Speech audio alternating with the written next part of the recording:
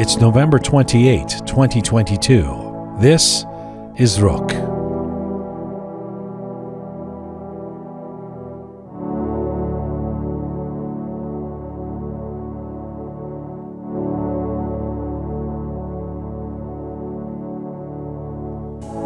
Well, hi there. Welcome to episode 219 of Roqe.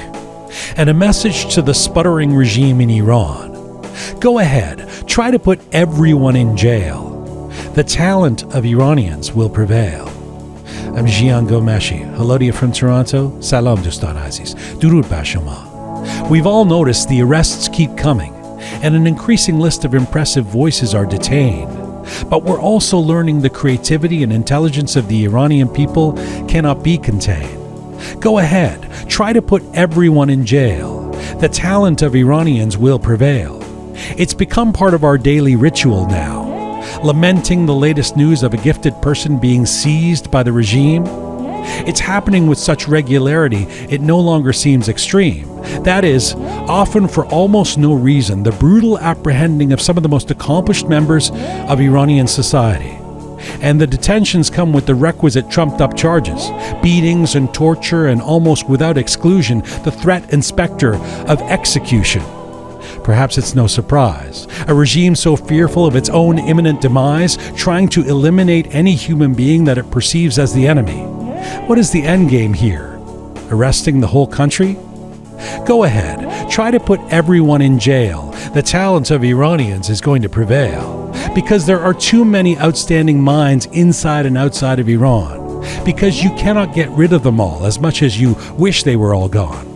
And every horrific new arrest is a chance to shed light on amazing individuals who deserve international fame. And every imprisonment gives us a chance to get the world to say their name. You know, in the mid-1970s, during the Cambodian genocide, the Khmer Rouge declared Year Zero as an attempt to eliminate all vestiges of any opposition and of their own national past. The idea was to cleanse the country of any intellectuals, urban creatives, or cultured professionals in order to enable the brainwashing of the citizens and to circumvent any threat to their power.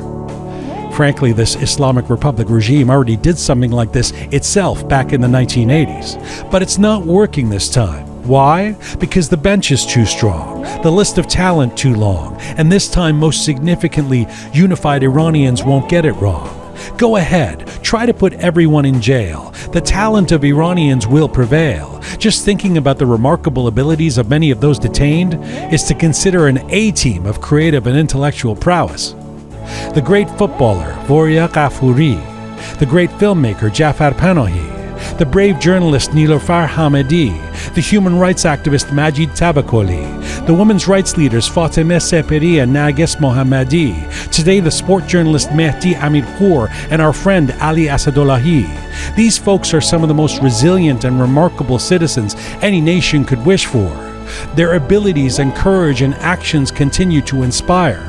And yes, of course, in many cases the situations are dire. The courageous rapper Tumaj Salehi, who's now on death row. The civil activist Arash Sadiqi, who is in prison with cancer and denied medical treatment, as we now know. It's maddening, it's outrageous, and yet, with each arrest, the battle against this regime grows more profound. With each detention of another beautiful mind, the opposition gains more ground. The explosion of creative art and song and expression is making its mark. The images of powerful women and girls on the front lines leading the Iranian people out of the dark. With each new arrest, there is new information about an individual who is the fabric of a rebirth of Iranian pride. With each injustice and detention, a new anger and energy animates our side. This will not be Year Zero. Not this time. The lessons have been learned. There's no denying the spirit and the perseverance of those who are concerned. We must spread the name of every innocent person this regime tries to break. We must amplify the memory of every citizen they want to forsake. Go on then. Try. Try to put everyone in jail. Because this time, the talent of the Iranian people will prevail. Coming up on this edition of Roqe, Dr. Mahmood Amiry-Moghaddam, Natasha Ekunwe, Kusha Alaghband, and Dr. Fereydoon Rahmani, plus our Roqe Roundtable. This is Roqe, episode 219. the Uprising. The talent of Iranians will prevail.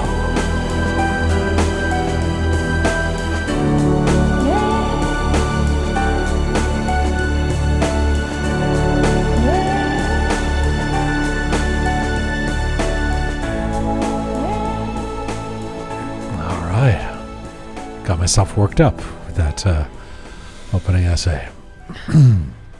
Welcome, everybody. We are here in the Roqe studio in Toronto. I've got our regular Roqe roundtable here for the Uprising series. Pegah, hello. Hello. Shai, hello to you. Hi, Azizam. Hi. Well, this is quite a show coming up. I'm really looking forward to talking to some pretty special guests we have. Dr. Mahmood Amiry-Moghaddam. He's in Oslo. So let me explain. He's a human rights activist. He's a professor. He's a neuroscientist. But he was one of the folks who did a submission, who spoke at the UN special session that led to the resolution. So he's on the inside of all of that, a tireless human rights campaigner, and he'll join us from Oslo, one of the key players. So we'll get maybe I'll push him a little bit on the efficacy of the UN or lack thereof. So he's coming up first up in just a little bit. Natasha Ekunwe is an Iranian Nigerian who was born in Germany, lives in the States now, but significantly for the purposes of our program, was in Qatar all last week. You know her from Clubhouse, I think, do, right? Yeah. So she has quite a story to tell about how, she went there. If I have the story correct, I know she was demonstrating for in support of the revolution, in support of the uprising, wearing the Women Life Freedom T-shirt and flying the flag, etc., and got into some trouble with Qatari authorities. And it's so valuable to get an inside perspective because obviously what we see on the TV is a skewed version as we later go to the internet and you see all these things that you didn't see on the Qatari feed on TSN in Canada. So Natasha Ekunwe, who's just back from Qatar, will join us.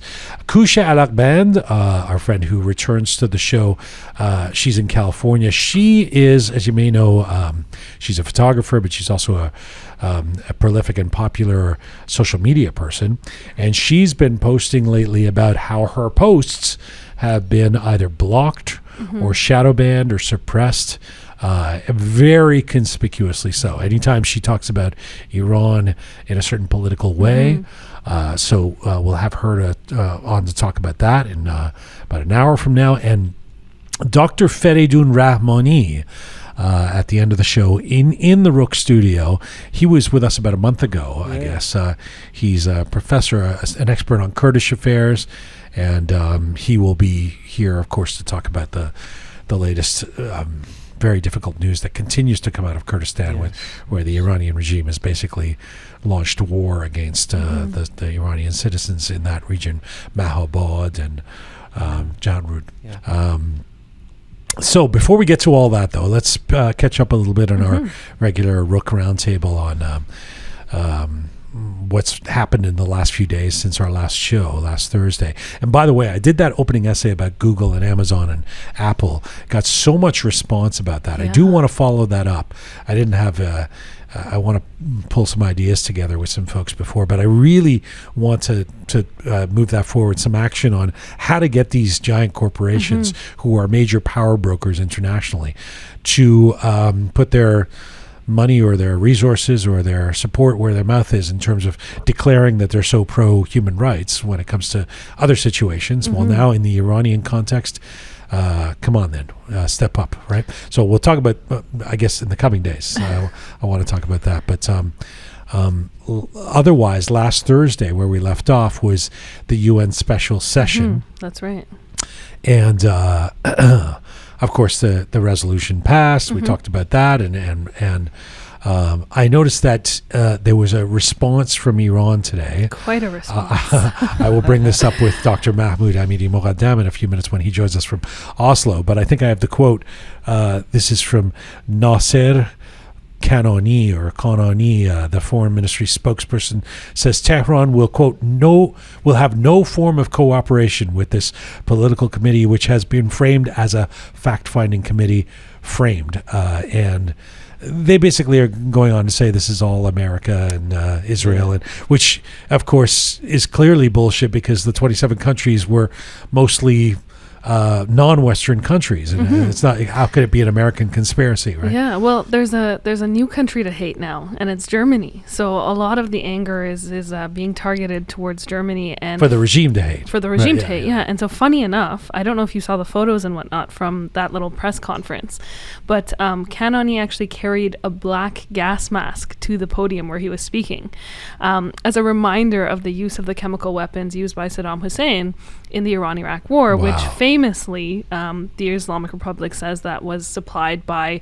German companies and things like that. So it was quite the theatrical little presentation of his. Right. And like you said, I mean, and we anticipated this, but essentially their stance is they're not going to cooperate, and that they have their own little fact-finding committee. That'll be good. The regime will do an investigation. Yeah, yeah, I'm sure. Yeah, at some point they said that about Mahsa Amini's death too, right? They were like, "Yeah, we're still waiting. We're really disturbed by this. We'll do an investigation. Thanks a lot. We appreciate that. Yeah." So I mean,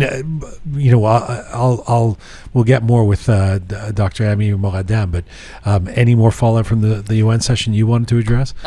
Nothing else to address. I think the biggest thing in the last couple of days has just been Iran's response. Like we just mentioned, their own committee that they've talked about is going to be compiled of representatives from the government, the judiciary, and the parliament. So I think just hearing that in and of itself is such a joke. There's been a fair amount of distribution too of the 6 countries that voted no to the resolution. Yeah.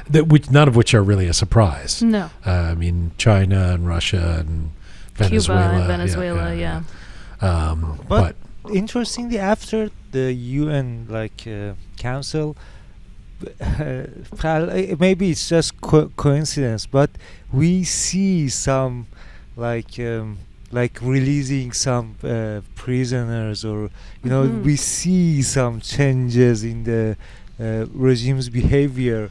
But I mean, maybe it's just that's what I want to ask. I mean, Dr. Amiry-Moghaddam has been working on not just human rights issues, but human rights issues in Iran for a long time, and I'm really curious whether he actually thinks the regime would be moved by something like this. I don't think so, but I mean, this is some people saying on the social media that don't be fooled by these acts, is because they Well, there's just to add to that point, there's all these videos now that are coming out of Iran of members of, I don't know, the IRGC or the Basij or whoever and whatever you want to call it, coming up to young girls or young boys on the streets and giving them candy and things like that. And we had seen it before where, people who were protesting on the streets of Iran were doing that. So they're trying to use the same tactics and the same kind of social media outreach in this new campaign of theirs, I guess you can when say. They're not sending toothless people to the front rows of the Qatar World Cup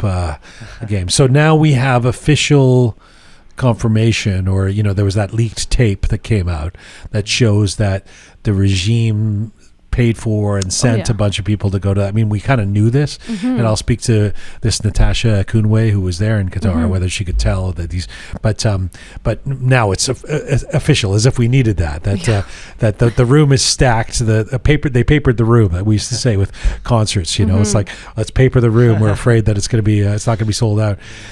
So I mean, I was approaching this show going, okay, we're doing this on Monday night. The big game with the U.S. is tomorrow. It's a lot's gonna happen that we can't really anticipate yet. So I want to almost park any more conversations about Team Melli, in the sense that it's sort of all over the place right now. There's a ongoing debate about should we support, shouldn't we support. People are flipping back and forth. I've tried to be consistent about let's not get too distracted about what's going on in Iran by focusing on which Team Melli player did and didn't sing the anthem. But I will say that I felt like the big news at the last game was not necessarily Team Melli. Of course, they won, and there was, there was a lot of dissection of the celebrations after the goals, or were they kneeling, or what were they doing, or were they really singing the anthem or not? But to me, the big news was just the incredibly troubling crackdown by Qatari authorities.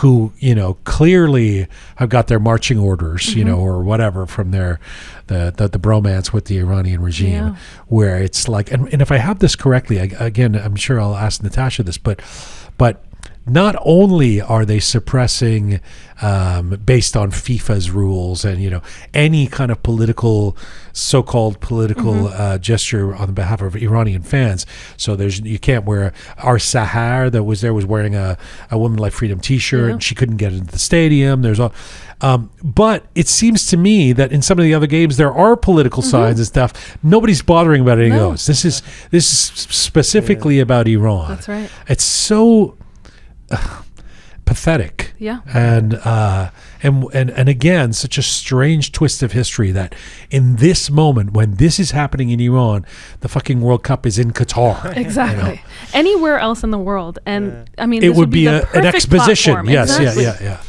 Just to add to what you were saying about other political slogans or expressions at I can't remember who Morocco was playing, but there was a game between Morocco and someone, and some of the Moroccan fans had a huge sign like spanning maybe the Palestine one. The Palestine one, exactly.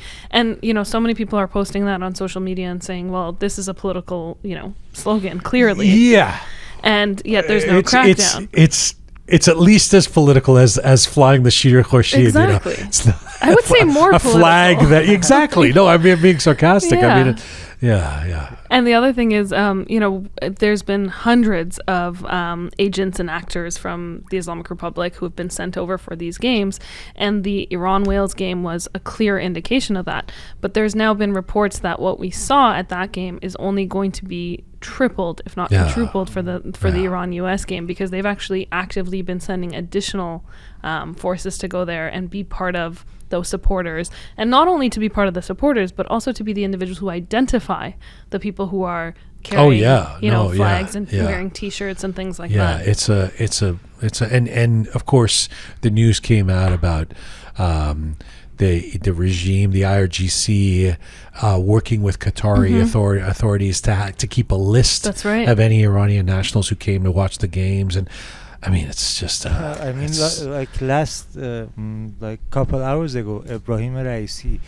the president of Iran, he officially thanks the Qatari government for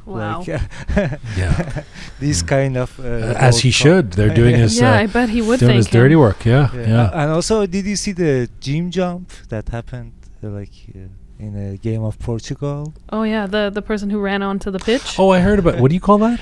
Gym jump. Gym jump. I think it's called gym jump. Okay. I don't know. I hadn't heard that. It used to be that people would run around with no clothes on, so they're called streakers. Yeah, but I guess this wasn't a streaker. He was actually wearing a T-shirt that had numerous slogans on it. Right. So on the front it said "Save Ukraine," with the Superman logo.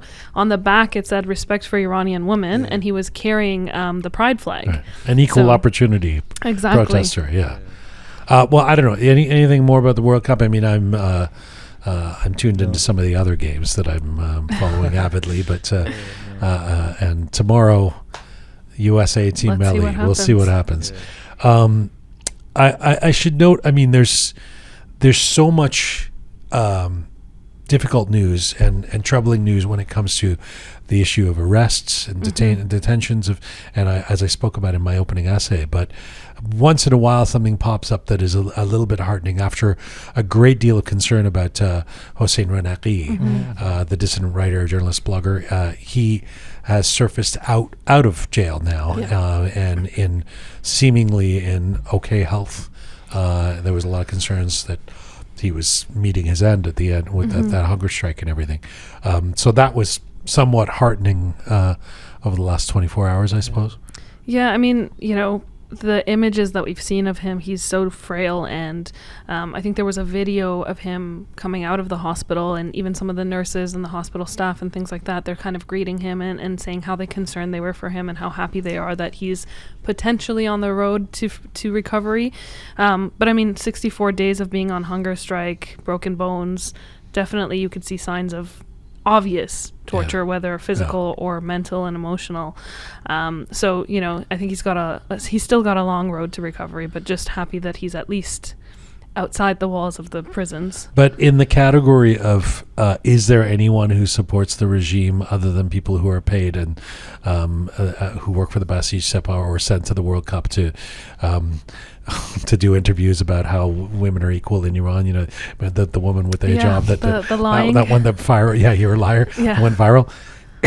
In the category of everybody else supporting the uprising, did you see that the nurses were all thanking Hossein Ronaghi and they were calling him a saying hero. Zan Zindagi Azadi? I mean, it's so interesting. In little moments like that, you just see I mean, they don't have to do that. They don't have to, you know, I mean, it's clear where the will of the people is in situations like that. Well, not only do they not have to do that, but, you know, there had been reports of, you know, military forces coming into hospitals and kind of being that little fly on the wall and trying to look at which medical professionals were treating the individuals who were coming in from the protests and things like that. I mean, we've heard it time and time again where they've used ambulances to take protesters to undisclosed locations and prisons and things like that. So it's, you know, the manipulation of even the medical staff. Yeah, related to your essay, actually, today I read the news that Mahmood Shahriari is a very famous television host in Iran.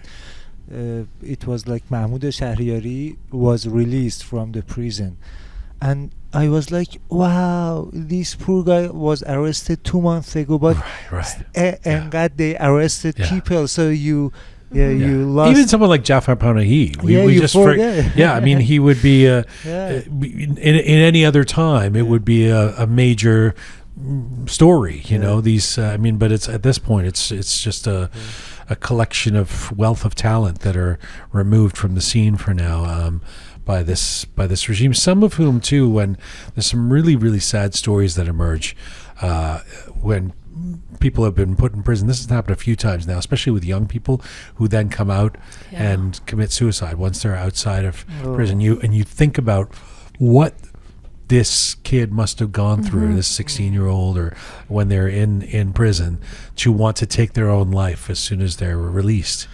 Do you want to fill us in on the latest one? Yeah, I mean, just hearing that story, like you said, there's no shortage of atrocities that we've seen come out of, you know, the last 2 months. But like you said, every now and again you hear one of these stories, and it's just a punch to the gut more than anything else. And so Arshia Emamgholizadeh, who was 16 years old, he was originally detained for knocking a cleric's turban off his head, as we've seen become, you know, quite viral videos coming out of Iran with young people doing this now. And so originally he was detained for doing that. And once he was detained, within 24 hours, he was taken to a juvenile detention center because he was only 16 years old. He was kept there for 10 days without any contact to family, without any sort of legal proceedings, nothing. 10 days of absolute silence. And then he was released on bail. And, you know, most places in the world you would think, okay, well, sigh of relief there. But what ended up happening is that when he was released, he was, I guess, battling some major demons. And he mentioned to his family that while he was in detention for those 10 days, he was given pills that he didn't know what they were every night. He was beaten and tortured every night repeatedly. And this just weighed so heavily on him and his family that his family decided to seek medical attention. So they took him to a psychologist. At that point, he was prescribed antidepressants and anti-anxiety medication. But within a few days of being prescribed those medications, he actually committed suicide by overdose. And his crime was horsing around and, you know, a 16-year-old having some fun with the mullah's cap, whatever, you know. I mean, it's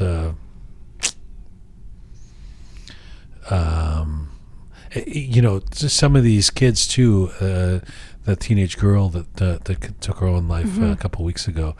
You know that they're they're actually extraordinary in some cases. They're quite brave. They've done something that and lands them in jail. So imagine what they're put through, how they're tortured to want to take their own life when they come out. Yeah.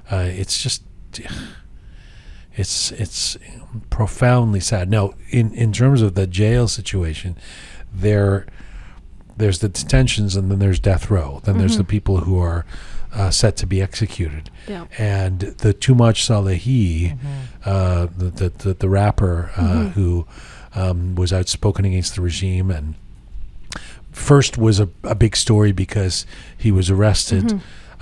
Secondly, there was evidence that he had been harmed, and there was the forced confession and all of that.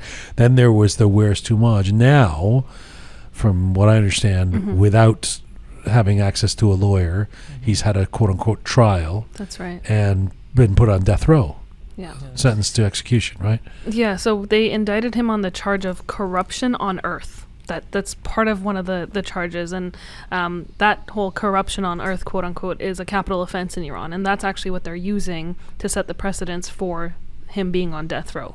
And like you said, it's obviously sham trials. There's no lawyers present. Right. There's no representation. There's nothing. Corruption on earth. Yeah. Too. I mean, they can't even come up with a good. That's what it is. That's what it means. Corruption on earth. What does that mean? He's a mufsed fil arz, means like he's corrupting people. Yes. Saying corrupting in the earth. Well, it's So there's a lot of concern about him, and it's interesting to me. I don't know these things. I just talk to a bunch of people and try and figure out the aggregate of what everybody's telling me. But with someone like Hossein Ronaghi, you got to think. I mean, it's hard not to think that the regime realized, if this guy dies, it's even for a regime that doesn't care about PR, it's not going to be helpful for us. Yeah. It's interesting with the case of Tumaj Salehi. I can't figure this regime out because you can't sort of think from an ethical standpoint. Because I remember with Nabi Afkari, once that started to become a major cause, international, concern, I was thinking, they're not going to execute him. I mean, that would be a crazy thing to do, and they went and did it. So I don't know. Do we have any sense of what's going to happen with Tumaj? There's just no logic, and like you said, there's no way to figure them out. I mean, we've seen recently this. I guess it's like a campaign, almost a freeing not all, but a bunch of big names like Hossein Ronaghi, and and we're seeing things like that. But at the end of the day, it's almost like I'm expecting that it's a ploy of some sort. I can't take a sigh of relief just because Hossein Ronaghi was released to go to the hospital to be treated. I'm waiting for the other shoe to drop. No, and by the way, I mean, this is even when I was writing the essay for today about all the prominent and significant creative and intellectual and industrious people that have been jailed. I also somewhat feel bittersweet about talking about them, because even that's a distraction from killing people in Balochistan and Kurdistan, and places where the attention isn't going to be. There's some kind of weird, how we possibly. I mean, this is partly the problem of the regime too. How do they put out all the fires at once? How do we keep our attention on everything? I mean, if we focus on too much, there's also people being massacred, and so it's so hard and so confusing. But with someone like him, it's really heartbreaking, because I keep thinking of, he put that video out saying, I think I'm going to get, hey guys, I'll probably get arrested sometime soon. And just the courage and the accessibility of what he was doing in terms of spreading information about the regime. It's a really, really sad story. And here's hoping that that all the voices that are trying to save him will somehow make a difference. Yeah, speaking of no logic, the reason that they are releasing some prisoners is really, sad and funny at the same time. The reason is that because Iran beats Wales, so as a gift we release. It's official. Wow. Yeah, Yeah. Like the Mahmoud Shahriari, they released him as a gift that Iran beats well, so we جایزه میدیم بهتون and we that's I don't even have words for that. Pretzel logic. Before we get to our first guest, one thing that I thought was really interesting, especially given, if you remember in the beginnings of the uprising, so if we go back 10 weeks, 9 weeks, I can't remember who it was, but one of our I think it was an academic we had on who was saying, here are the steps to a revolution, and one of the significant ones is it was Merzad Bourjadi. So I should remember. Professor Bourjadi was saying one of the big chips that needs to fall is there needs to be strikes. There needs to be worker action, and so we'd seen a little bit of it here and there, but this past week is watching workers march together alongside each other on strike is very powerful. Yeah, some of those videos were incredible to see. I think it was the steel workers. There was a video that went viral with all of them just, marching together. And like you said, there were so many strikes that took place. Some of the biggest ones some of the biggest strikes in the last 2 months actually took place just this past weekend. You saw the truck drivers and truck owners in many cities across the country who just refused to move their vehicles and basically just stopped entire neighborhoods by parking their cars, and then you saw the individuals refraining from moving goods in support of the protests. We saw sit-ins, we saw strikes like you said, and it was in so many different places and it happened all at once. So some of the places that I was taking note of, there was strikes in Isfahan, in Bandar Abbas, in Qazvin, in Kermanshah, and this is all from various industrial workers. There was the truck drivers union, like all of them got together, and just the unity that we saw again was amazing. And it's interesting that it's a reminder that the revolution, but this revolution asserts itself in different ways. It doesn't only have to be 300,000 people on the street in Tehran at once. It's chipping away in a death of 1,000 cuts, you might say, from all kinds of different ways that people are chipping away at this regime. This is huge, though. It's really big. If it continues, if that kind of action continues, or grows. One thing I forgot to say about the truck drivers union, they're actually calling for a 10-day work stoppage. So I don't know if this is actually going to prevail or not, but on Saturday, some members from the truck drivers union, and I don't know which city it was in exactly, but there's these memos and these posts and these things circulating calling for a 10-day stoppage. And if that actually happens, to have 10 consecutive days of a strike like that, I mean, it would be monumental, if anything. And you're already hearing, actually, the regime is offering some of these truck drivers fuel reserves, which is and if Team Melli beats the U.S., well, no, they will offer. They're actually already offering fuel reserves, and pardon the pun, but it fuels the fire, because now the truck drivers are saying, well, if you had these fuel reserves, where were they, months and months ago when we were suffering? If you had them and you didn't give them to us, well, now if you're doing it just so that we stop and go back to work, no. See. I think the strikes are a big deal. Yeah. If that continues, I mean, juxtaposed onto the really, really, really sad, alarming situation in Kurdistan with the tanks going in there over the last week and all of that, which we will get to with Dr. Fereydoon Rahmani before the end of the show as well. There's little moments of positive news for those of us who want to see change. Okay, should we get to our guests? I think we're going to go to Oslo first. Thank you, Pegah. Thank you. Thank you, Shaya. And let us go to our first guest in Oslo, Norway. Dr. Mahmood Amiry-Moghaddam is a Norwegian-Iranian neuroscientist and human rights advocate. He is a professor in medicine and the head of the Laboratory of Molecular Neuroscience at the University of Oslo. He is also the co-founder and spokesperson for the NGO Iran Human Rights, which monitors the violations of human rights in Iran. He was at that UN session we've been talking about for the last few days last week, and he joins me from Oslo right now. Hello, sir. Hello. Good to be with you. It's a good pleasure to have you on the program. Thanks for doing this. I know you're busy. I'm sure you're being pulled in a lot of directions. First of all, Dr. Amiry-Moghaddam, as someone who works in the human rights space in general, can you just tell me how, in general, you've been processing the last 2 months of what's been happening in Iran? Well, when the protest started, we didn't know that it's going to be so extensive and long-lasting. I remember that Iran Human Rights has been covering other protests. We have been documenting human rights violations, the way Iranian authorities faced the protesters, and this time it started the same way, by shutting down the internet or putting restrictions on it and shooting at the people.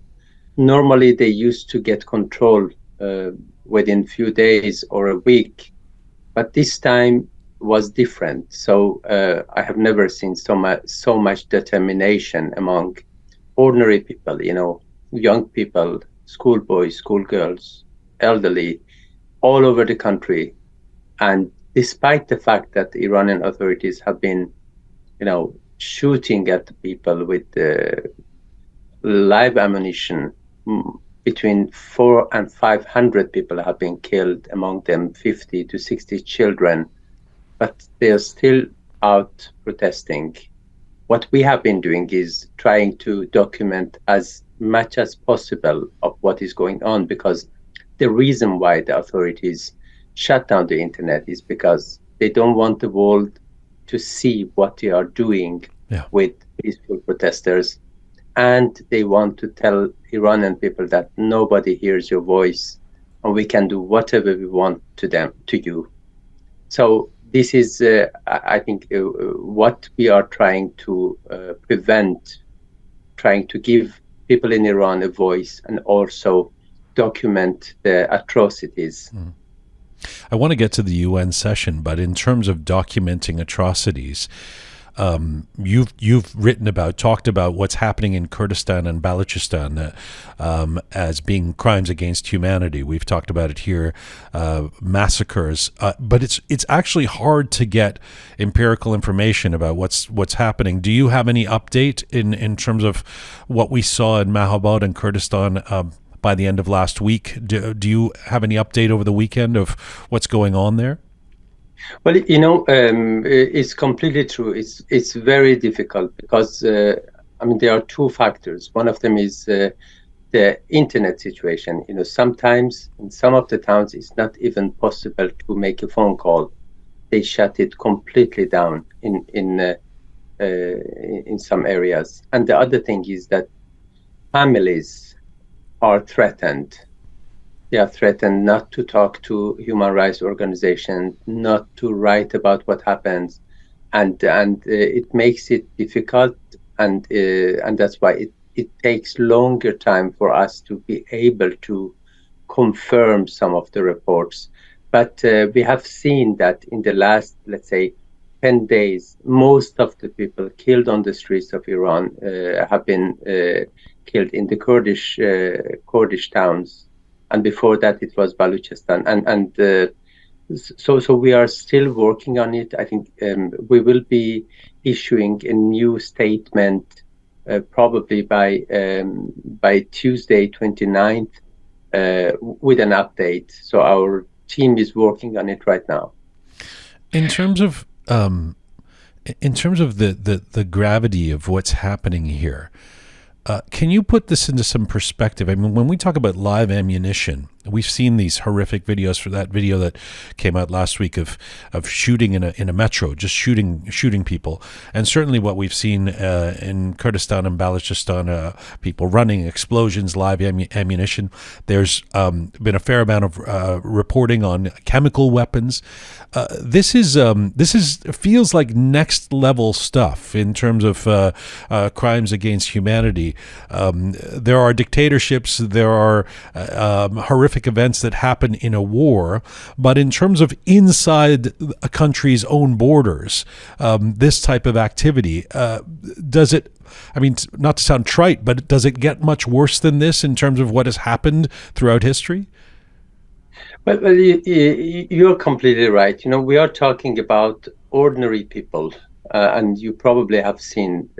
Protesters are angry, but they are shouting, let's say, freedom. They are maybe burning their hijab, but the oppressive forces. I used to call them security forces, but they are not security forces. The oppressive forces, they shoot, and you probably have seen, there are children who were in the car with their parents who have been shot. It's so indiscriminate the way they. So what they are trying to do is spread fear. Sometimes they come to a neighborhood and start shooting at the walls, at the windows. There are people who have been shot inside their homes, and on the other side, you have basically defenseless people. Many of them are, young people asking for their fundamental rights. So we want to believe that it can't get worse, but we should keep in mind that we are dealing with a regime that probably is capable of and willing to go much further. In 2011, it was the Iranian Revolutionary Guards which helped Bashar Assad to survive, before ISIS coming. So although they are incompetent in solving people's daily problems, they have a long experience in mass killing, and we are very concerned. So I would say that it gives us hope that the international community finally has started to do more than expressing concern and condemnation. Okay, let me get again. I want to get to that UN session, which you actually spoke at, but just before we get there, in terms of the efficacy of what the regime is doing, and you said earlier, you intimated that that there's a playbook. I mean, like with Alban, turn off the internet and then massacre people, shoot at people to deter any more protests. In terms of the efficacy this time around, it doesn't. Well, you tell me. You've made a really powerful as an educational video where you talk about the death penalty being used as a tool to spread fear in societies. Do you actually? I mean, we infamously heard about the Majlis recommending to the judiciary that people should be executed for protesting. The death penalty is hanging out there. People are being put on death row. Do you feel it's working in the context of Iran today? That type of fear and suppression, given that the protests continue. So this is how the regime has managed to survive in so many years. I mean, we have been following the issue of death penalty in Iran day by day in the last 15 years or more than that. And what we see is that whenever they fear protests, they increase the number of executions. Actually, they have been expecting protests in the last few months, before the protest actually started. So since May 2022, Iranian authorities have executed 2 to 3 people every single day across Iran to maintain this barrier of fear. Right. However, what happened to Jina Mahsa Amini, I think it triggered something inside millions of Iranians that they just came out and they were so angry and they were so determined that I feel that this barrier of fear has fallen. That's why people are on the streets. However, Iranian authorities know it very well that from the past experience of 40 years ago, that mass executions, they are probably their solution. And this is also another of our concern, because we know that thousands of people have been arrested. Many of them have been sentenced. They are facing charges punishable by death. And so we are concerned that they might do something like that again. But the society is not the same as it was before. It can also have a backlash that can also make people even more angry and accelerate the fall of the regime. So this is something that I'm sure they have in the back of their head.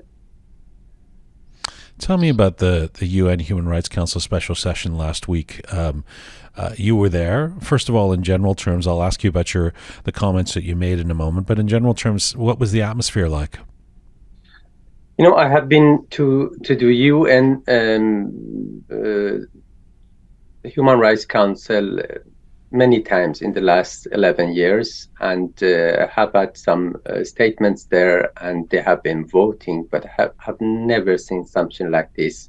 First of all, I have never seen so many countries supporting the Iranian people's cause with the words they were using, and so few countries voting no to a resolution against Iran. They were just 6 countries. And once the voting was done and it was clear that the resolution has enough votes, they started uploading. I have never seen that. So there was feeling of that the history is being written now. I think many countries, they feel relieved that finally the institution that they have been part of, the United Nations, is doing more than what they normally do, because unfortunately, because of the composition of the Security Council, UN hasn't been able to help people when the help is needed. And if you look in the past, normally they come into the picture when it is very late. Mm-hmm. So this time, as people are on the street in Iran, as the atrocities are going on, they managed to take one step in the right direction, and this is a step that has practical consequences. So we were really touched. I'm so glad that the Iranian people's voice was heard, and it had such a huge impact on most of the world. How did you decide? You had a short time that you're allotted for you to personally speak. How did you decide what you were going to speak about? I normally what human rights organizations do is to give numbers and just to underline how serious the situation is. But I really wanted to say some of their names, names behind these numbers, and I was not in doubt whose names I wanted to say, because as you mentioned, in Baluchistan, one of the most marginalized parts of Iran, with poverty, they have been neglected in so many years. And in their first big protests, about 100 people were shot on the streets, among them children. So I wanted to say some of their names, because many of them, they don't even get the Iranian national ID documents. Yeah. And saying their names, it meant a lot for me. And I really hope that their families have heard it. We have received feedbacks that, people in Baluchistan, they have written to me that just hearing a little part of what we have been going through at the UN and hearing our names meant so much. Dr. Amiry-Moghaddam, you actually wanted to show photos too, but they didn't allow you to?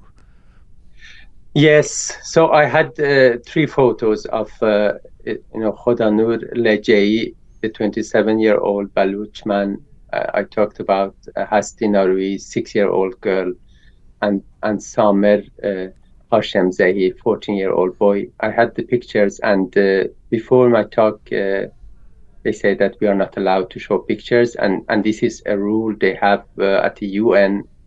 And so I was risking to not be able to talk. So I took a picture afterwards and I showed the pictures to others around. But I say their names, and I think it's very important to say the names. When you talk about it being heartening or energizing, that the number of countries that voted for this investigation and voted for the motion. Did you end up having conversations with people from representatives of other countries, and especially those who were in favor of the proposition, and what were those conversations like? Well, I had conversation with some of them, but these were countries that had been pushing for the resolution, and they were all moved by the by the bravery of Iranian people, by the women, everyone who had been standing against one of the, I would say, most dangerous regimes. They have been using extensive violence, but they still come out, and what they want is living a normal life, wanting the fundamental human rights, and it had moved so many of them. So it wasn't just political statements. You could see it, even in the face of the politicians, that it was more than that. And about the voting, another historical part was that for the first time, number of countries from the global south voting yes to such a resolution against the Islamic Republic was higher than the number of Western countries. So unlike what the Iranian authorities claim, that this is a plot from the West, right? Actually, the number of countries from Asia, Africa, and Latin America was higher than the Western countries. How do we interpret abstentions in these votes for resolutions? There were famously the 27 countries that voted for it. There was the 6, as you've mentioned, that voted against, and we can sort of eyeball that and understand politically why they're voting against. But what does it mean when these countries abstain? I mean, like, they really don't want to take a stand on this? Well, some of them, under normal circumstances, they would have voted no. So the fact that some of them actually decided to abstain is also a declaration, I would say, declaration of support, that it is, the situation is so bad that they can't do what they have been doing. So also abstentions send a signal. Of course, some countries in close proximity to the Islamic Republic, some of them are afraid. They are afraid of the consequences. Some of them have relations that they don't want to lose, or benefits they don't want to lose. But I think some of the low number of no's, it showed that even some of the countries that normally vote no, they didn't want to be part of the shame list, because it was really a shame list. I met one of the countries that voted no. Of course, we don't expect that Russia or China or Venezuela vote yes to such a motion, but even Pakistan, who is very, it has been a close ally. Even I met some Pakistanis who just didn't understand, why does our government vote no to something like this. It's about fact-finding mission, finding out what is going on the ground. Why did they vote no? Let me ask you a question, and I preface it with a disclaimer to say that I mean this as no measure of disrespect to you and other folks who worked so hard to get this on the floor of the UN and the resolution passed. But for people who are listening around the world and who can be quite cynical about what we've seen the UN do and not do in the past, what does this really mean? Okay, there was a vote. I mean, so how is this going to actually practically help the people on the streets of Iran? That's a very good question. So first of all, we should keep in mind that it's people on the streets of Iran who are going to do the main job. Nobody from outside, and especially not UN. But what happened last week at the UN, it has two important parts. One is the symbolic part, that it sends a very strong signal to the Iranian authorities that you will be held accountable. We are watching. And it increases the political cost of what the regime is doing with the people. As I say, that's why they shut down the internet. They don't want to pay this high price. And they also, at the same time, how does it increase the political cost? I mean, what does the regime care that somebody that the U.S. voted for this resolution? So you see, I think most dictators, and especially now the Islamic Republic, they don't want the world to talk about them, to talk about the atrocities. I can tell you, in the last 40 years, the few times they have been forced to make to step back or to make slight improvements in the situation of human rights, it has been because of the high political costs. The latest one was in 2017 when they were forced to change the law for the anti-narcotic law, which led to a strong decrease in the number of executions. The fact that they don't do stoning of women anymore, although it is in the law, it is also the high political price.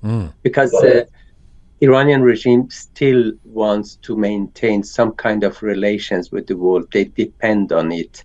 And they know that if they do things like this, no country will be willing to deal with them. Just the few countries that vote no, and this is where it's going. So this is the political cost, that they know that the world cannot close its eyes on such atrocities, and it will cost the Iranian regime. But there are also practical parts of this resolution, and that's a fact-finding mission.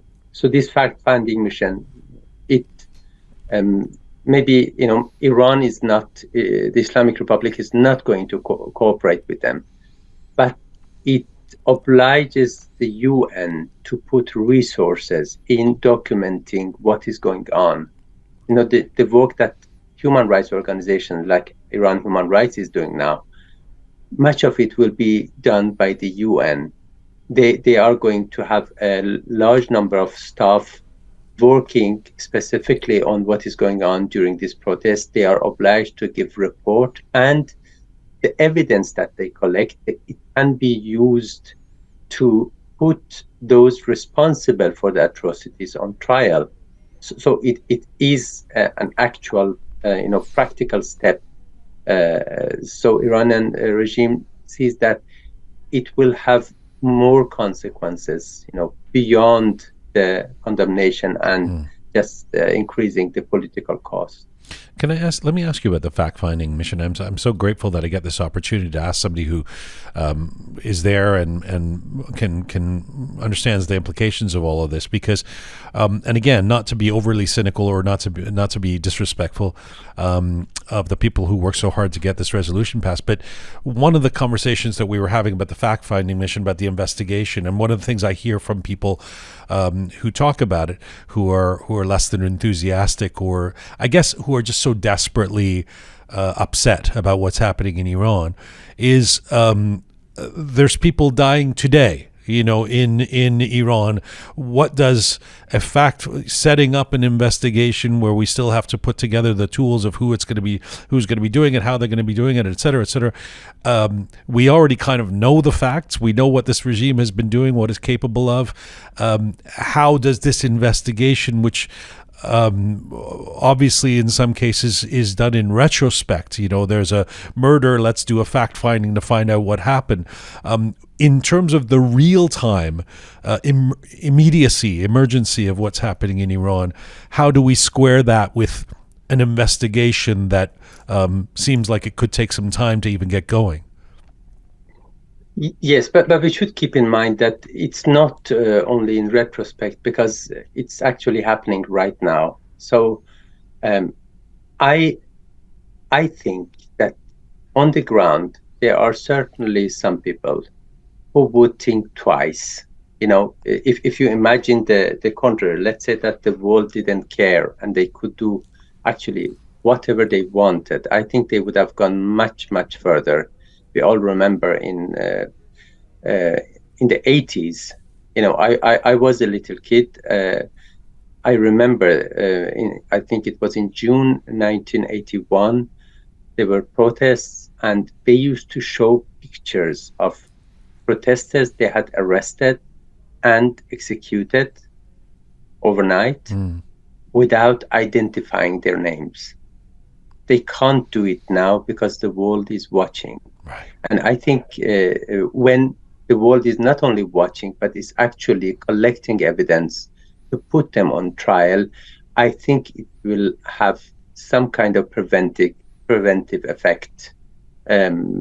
Maybe not on the supreme leader of the Islamic Republic, Khamenei, or the top guys, but I think those on the ground, there are many who will think twice that, okay, now we are working for a regime that the whole world is now standing against. People don't want it, and committing crime against humanity, they can actually be put on trial as long as they live. So I think that, one thing is, of course, justice. The first step towards justice is this kind of fact-finding missions. When, let's say, after the change of the regime, when there is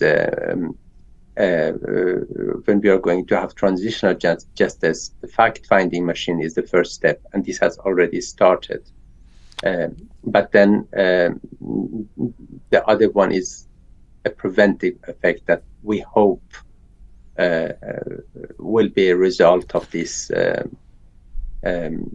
this UN action. One of our guests, I should add, one of our guests last week was also talking about the ripple effect of something like this UN session means that outside actors that would have considered doing business with this regime or other countries or other institutions or whatever now think twice, right?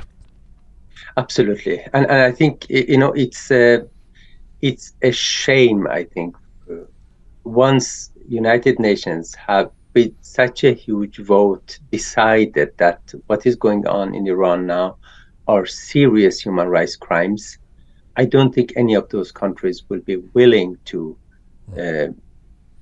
have a deal with this regime. So it makes them even more under pressure. It puts them even more under pressure. So, right now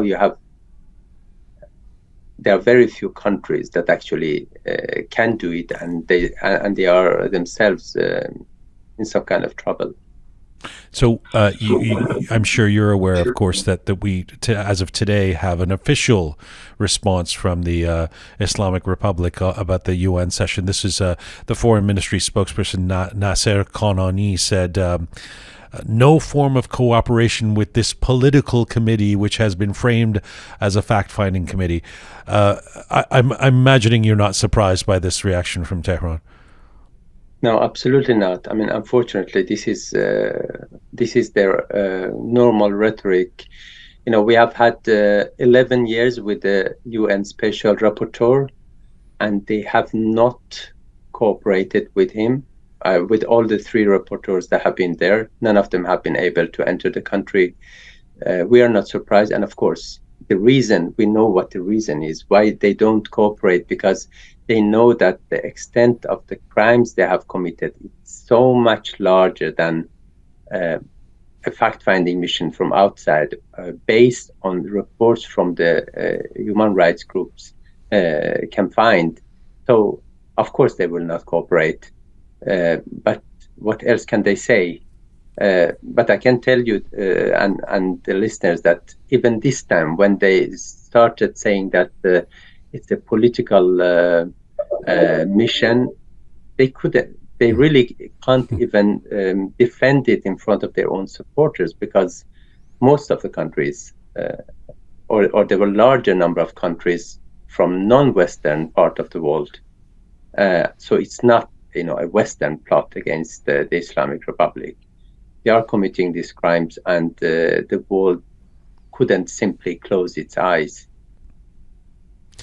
Dr. Amiry-Moghaddam, I'm so grateful for the time that you've given us today, and for the inspiration and the education. A final question to you before I let you go, and this is, let me ask you to take off your professional hat as the spokesperson for Iran human rights, and as someone who's been doing this work and does press interviews, etc., and just on a personal level, as somebody who's worked in this space and who is aware of these kind of dictatorships, and who's been watching Iran for a long time, with a personal interest as well, of course.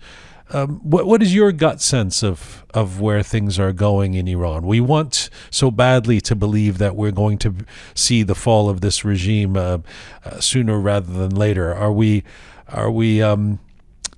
Is that a fantasy, or is that something that's going to come to fruition? I strongly believe that there is no way back. What I would call the revolution of dignity has started. It might take time. We don't know how long or how short, but there is no way this regime is going to survive. We are talking about probably the biggest human rights movement or revolution of our time, which will have impact way beyond Iran's borders. There are millions of women across the world who are being treated as second-degree citizens, either by law or in practice. The world has been talking about, empowering them. Now they are empowered. They have stood up along with the man, and they want to create a society that respects its citizens. We have minorities who have been treated and who have been considered as second-degree citizens. They feel empowered, and they have stood up. I don't think you can just undo what has happened in the last few weeks, and I think we are heading towards something really big with a huge impact. I thank you so much. I look forward to chatting again. Merci, kheli mutshakkaram. Thanks for this today. Thank you so much. It's a pleasure being on your show. Bye-bye. Bye-bye.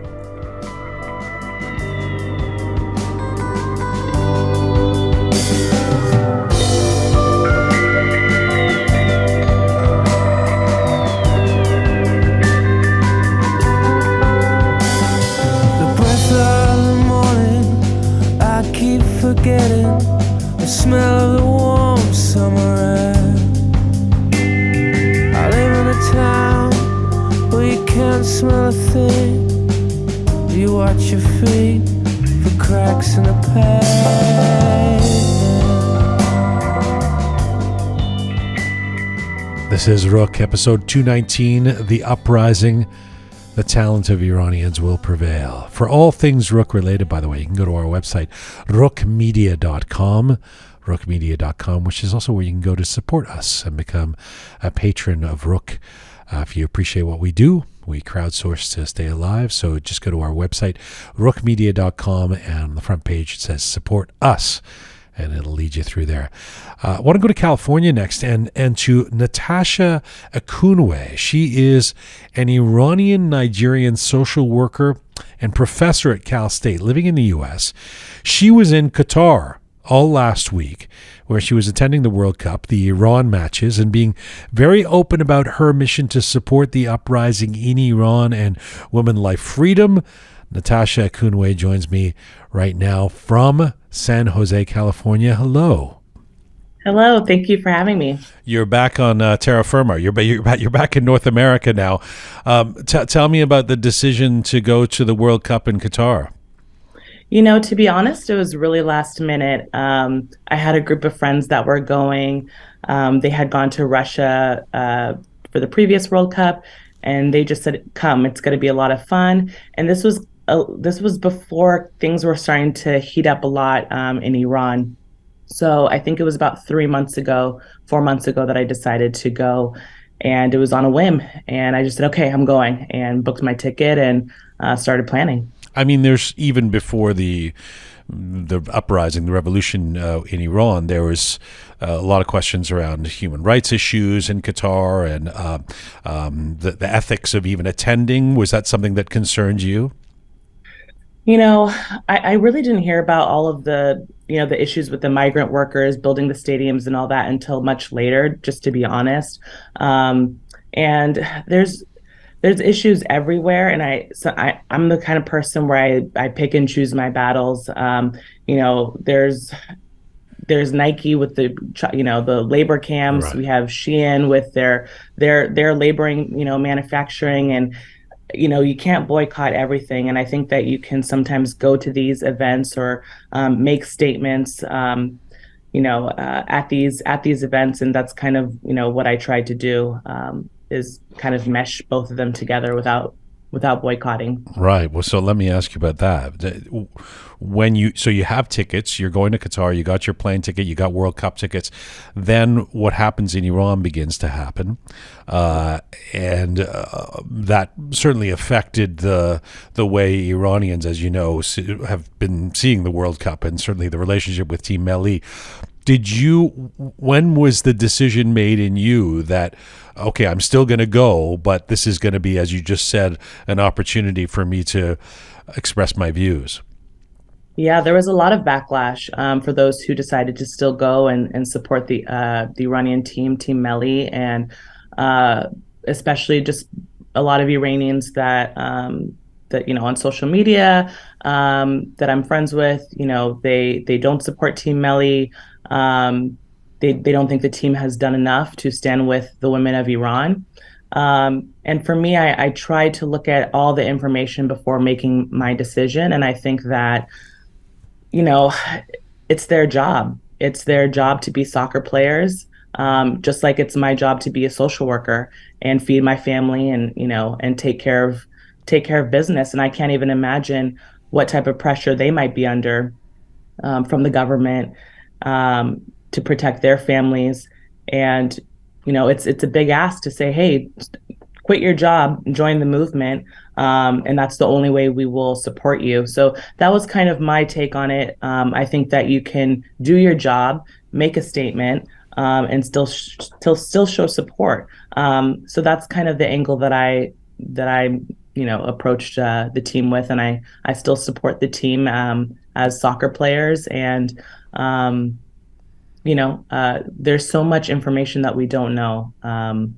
And that's kind of where I stand with it. So let me come back to that, because that's an interesting position that you have, and something I'll probably push back on a little bit. But first of all, tell me about the atmosphere of the first game, because the first Iran game, that is, because we had Sahar on last week, a football analyst, also Iranian from Britain, and she had gone to Qatar, and she had gone wanting to sort of demonstrate support for the revolution and the young people in Iran at the front lines of it. And she said that in the first few minutes of that game, she actually wanted to book a ticket and get the hell out of Qatar. She felt so alone, and people were kind of jeering her for there was pro-regime or pro-Team Melli folks who were kind of taking umbrage or picking on her, and then she kind of found a community there of other people who were supporting freedom in Iran, etc., and flying different flags, and in some cases still cheering for Team Melli, but with a different kind of approach. Did you go through that kind of mix of emotions when you were actually there? So for the first game was beautiful. I think it actually depends on the section that you were in the stadium. But from my observation, and the people that I was with for that game, there were a lot of regime supporters, but it appeared that there were more people with just flags that said Iran or Shia Khorshid flags, and there was a movement. So we were chanting during that game. Mahsa, when they started chanting for Mahsa Amini, I had goosebumps. It was so loud. It it was coming from, it seemed like it was coming from everywhere. It seemed like everybody was on the same page. And I was like, wow, this is amazing to witness this. We did Zan Zindagi Azadi chants. Everybody was waving their own flag. I was able to wave my Women Life Freedom flag. It was English and Farsi. So I didn't get that vibe. I mean, the section we were in was, people wanted to take pictures with us, with the flag. It was very peaceful. This was the England-Iran game, which of course England ends up winning 6-2. And she was saying last week when we talked to her that the English fans were very supportive too of sort of giving high fives and saying, yeah. Was there anyone kind of yelling at you or criticizing you for in terms of the other Iran supporters? Not that game. Not that game. And just out of curiosity, because we can't. It's so interesting to actually be there. When you say the stadium, you could hear Masa Amini, or some of these Zan Zindagi Azadi. Would it be clear that the players on the pitch would be able to hear that, would be aware of that? Definitely. It was so loud. It was electrifying. There's no way. There's no way they couldn't hear it. It was loud. And so there seems like when you say it's beautiful, you feel like you were there, you got to demonstrate, you got to sort of express yourself. And mind you, I should tell you, I guess friends of yours might have told you this, on the TV feed, we didn't see any of that, right? We just saw people with Jomhuri Islami flag and wearing hijabs, and we saw none of that. Did you know that we weren't seeing that? I figured because they had the big screen at the stadium, and when the anthem was being played, they would kind of pan to someone wearing a hijab, or they would pan to someone crying, and I never saw any other flag besides the Islamic Republic flag. So I figured I was a little bit surprised.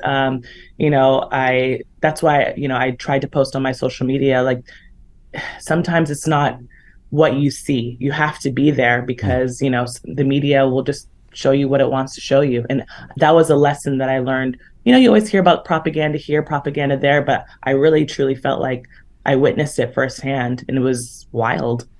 Who were the folks that you were meeting there who were also chanting Masa Amini?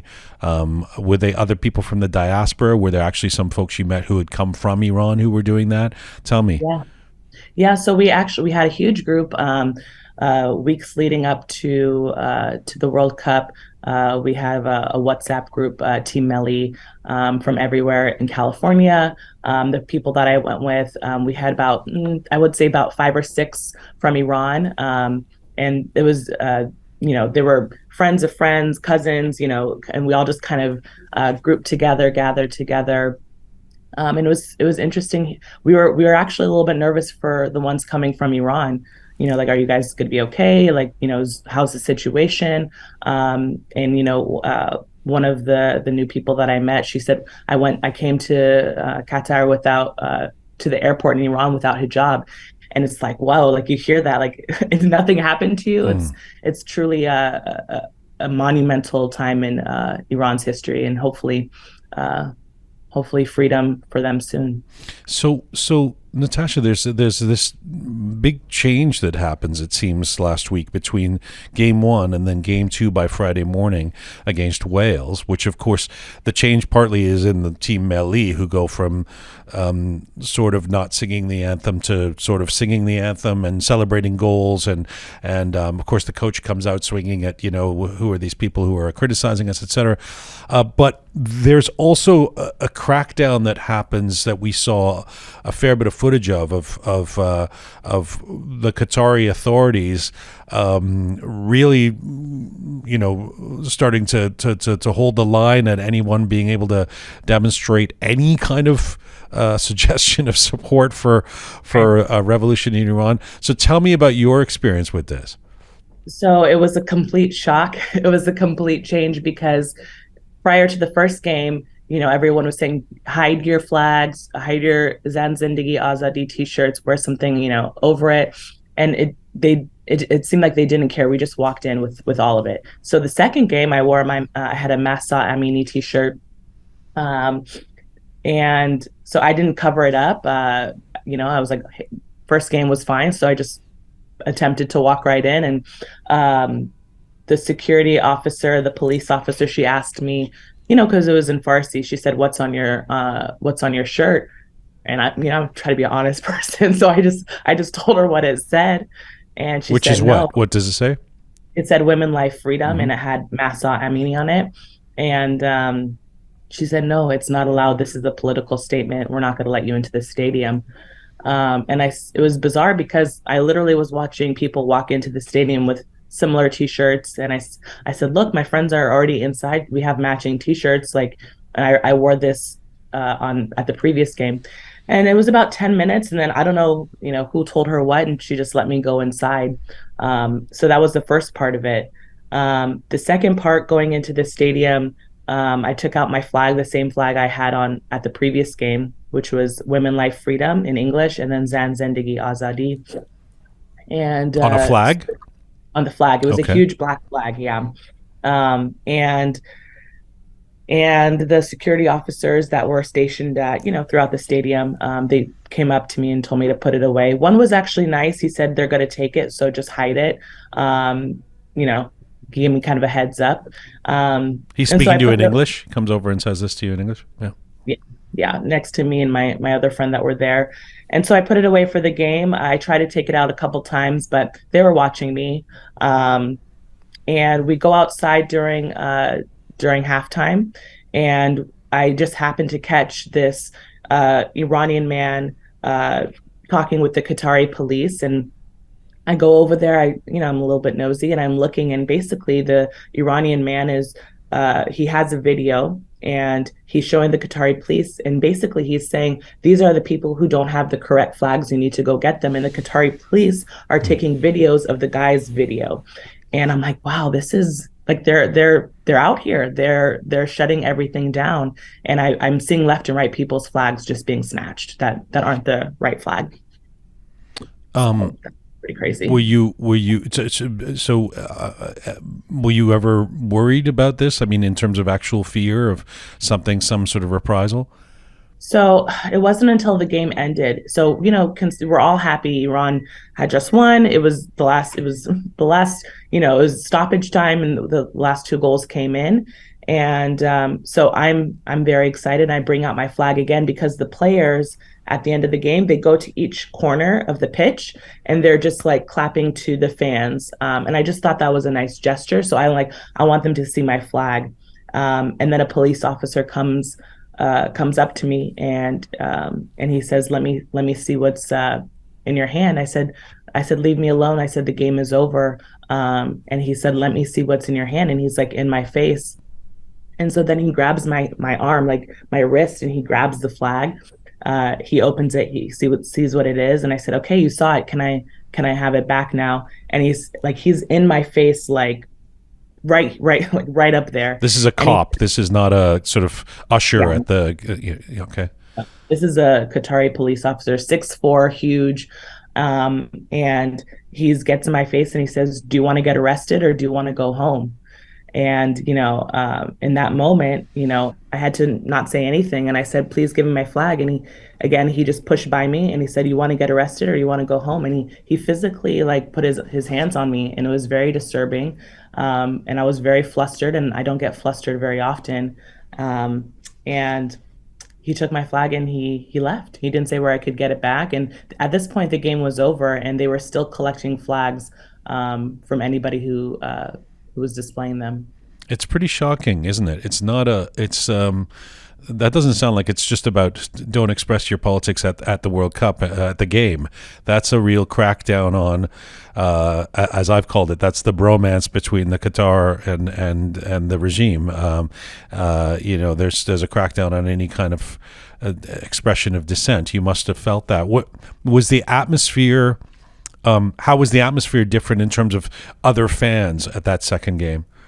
It was tense. I don't know if it was the section that we were in. It seemed as though there were a lot more regime supporters from the section that we were at.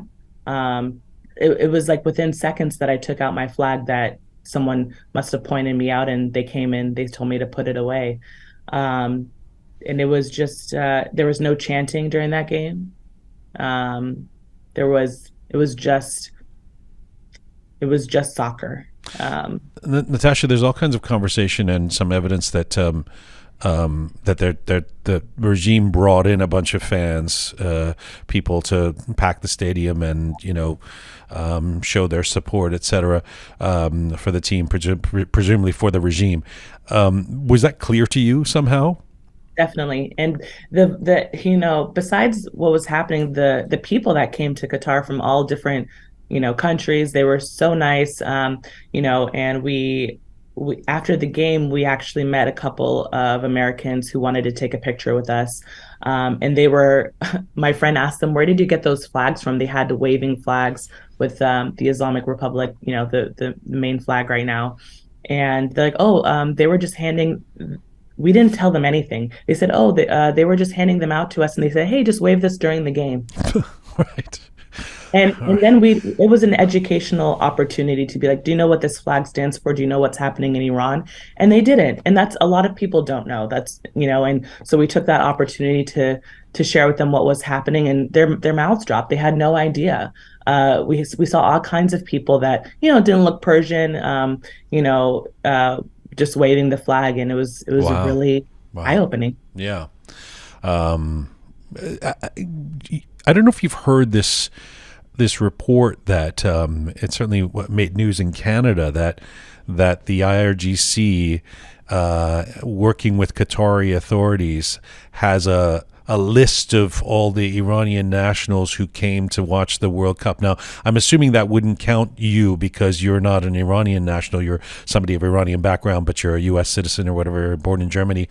But does something like that, not to alarm you, of course, but I'm sure you've thought this through, does something like that give you concern?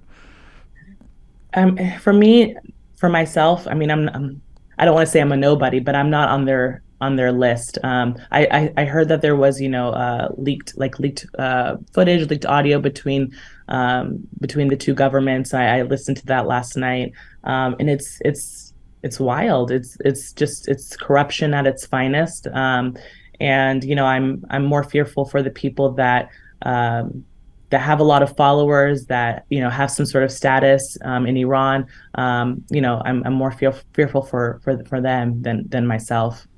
Why did you decide to come home, or was that always the plan?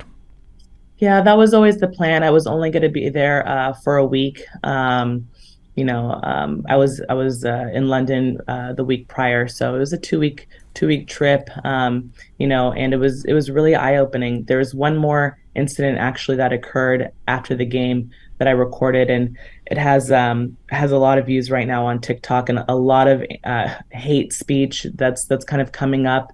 We were exiting the stadium, and a woman was being detained. She had a same T-shirt, "Women, Life, Freedom," and to see her, like, my gut instinct is never to just, get out my phone and start recording. Mm-hmm. But in moments like this, you have to show proof. You have to show that, look at what's happening, or people won't believe your accounts. And she was crying. Before I started recording, she was screaming in Farsi, "Shohar man kojas," like, where did they take him? Where's my husband? And crying. And from what we heard and what we saw, so the police were locking arms, barricaded her in, and her husband was taken. I think they said for about 4 hours because he was chanting against the regime. And then everybody in the crowd stood with her, and we're chanting in Farsi. We're here. We're not going to leave you. And that was heartwarming to see the people gather around her as well. But it was happening everywhere. All my friends that, they have different accounts, their friends being detained, not allowed entry into the stadium just for wearing a T-shirt. Yeah. And my thing is, be consistent, right? So if there's no political statements allowed due to FIFA policy, then let that be across the board, and let us not see the next day at the, Moroccan-Belgium game, a huge 60-foot long banner that says Free Palestine, which I have no problem with. But if that banner can be shown, then a simple banner saying women, life, freedom can also be shown. Yeah. It's certainly these rules don't seem to be applied uniformly. Final questions. Yeah, I mean, this is very interesting for me that you said in the beginning that you still presumably you still support Team Melli, because obviously you know that there's many folks who don't. And usually folks who are, many of those folks are people who are outspoken about this revolution and the uprising and wanted to see more from Team Melli and believe that they have a big platform. And this is something that, like their former teammate Ghafouri in Iran, that's what you do. You put yourself on the line. You might get arrested, but this is what we need right now in the cause of the revolution. You're somebody who went to Qatar, almost got yourself arrested for having a flag, but you actually still support the team. So tell me about that. I think that, there's a couple of players that I, don't necessarily agree with, their stance, but I think that you can support a team and not support everything that they do. I think that in general, I don't know. I think that sometimes, and this might be a controversial statement, but I think sometimes Iranians love to see martyrs, and it's okay to be happy. It's okay to. I know a lot is happening right now, but we still have to live our lives. You can still make your statements. You can still protest. And I feel like they took a knee. They didn't sing the national anthem. They have a job to do. They took a knee? The Iran team took a knee? At the first game. They did? Yeah, it wasn't shown. Yeah. I didn't see that. I saw the England team taking a knee. Yeah, they all took it together. There's a few photos of it. You mean when they were? You mean when they were caucusing? When they were hanging before? Is that what you mean? But that wasn't taking a knee, was it? Was it? I mean, in the form of like the sort of spirit of taking the knee. That was like a gathering as you do before the game, wasn't it? That I've heard that as well. I mean, that's what I'm saying. It's all about your perspective and the approach that it's being presented to you. So some choose to believe that's just like I didn't see that at the Wales game though. So I mean, it just depends. It's speculation, I guess you can say. But that's what we saw. Not singing the anthem. That's their statement. That's what they're able to do at this point. And then the interviews by the players saying that this is for the people of Iran. You can see the emotion, from their eyes and their body language, and it seems like they're under a lot of pressure. It just really does. And I feel like the Iranian people are asking a lot of Team Melli, and there's just so much that they can do. Who knows what threats are on their family? Who knows that their families can't leave? But I mean, they are unquestionably under a lot of pressure. Again, the pushback would be, you do great work as a social worker working with kids in California.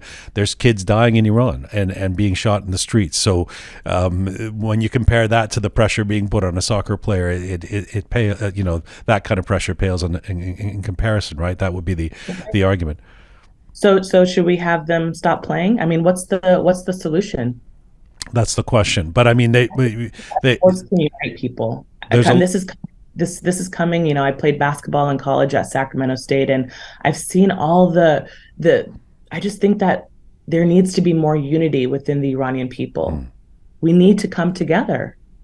We don't need to argue about sports. We need to be with the women of Iran. We need to be together, and.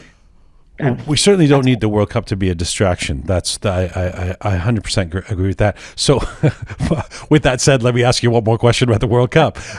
So tomorrow, you're an American, played basketball in the States. You live in California, USA, playing Iran. Tomorrow, what do you do? I'm Team Iran tomorrow. All right. Natasha, I really appreciate you coming and giving your perspective, and what an interesting week you had. What a memory you have, and at times daunting, at times deflating, and at times determined. You really painted a great picture for us to get more of a sense of what happened there. Thanks for doing this today. Thank you so much. Thank you for having me. All right. Bye-bye. I know.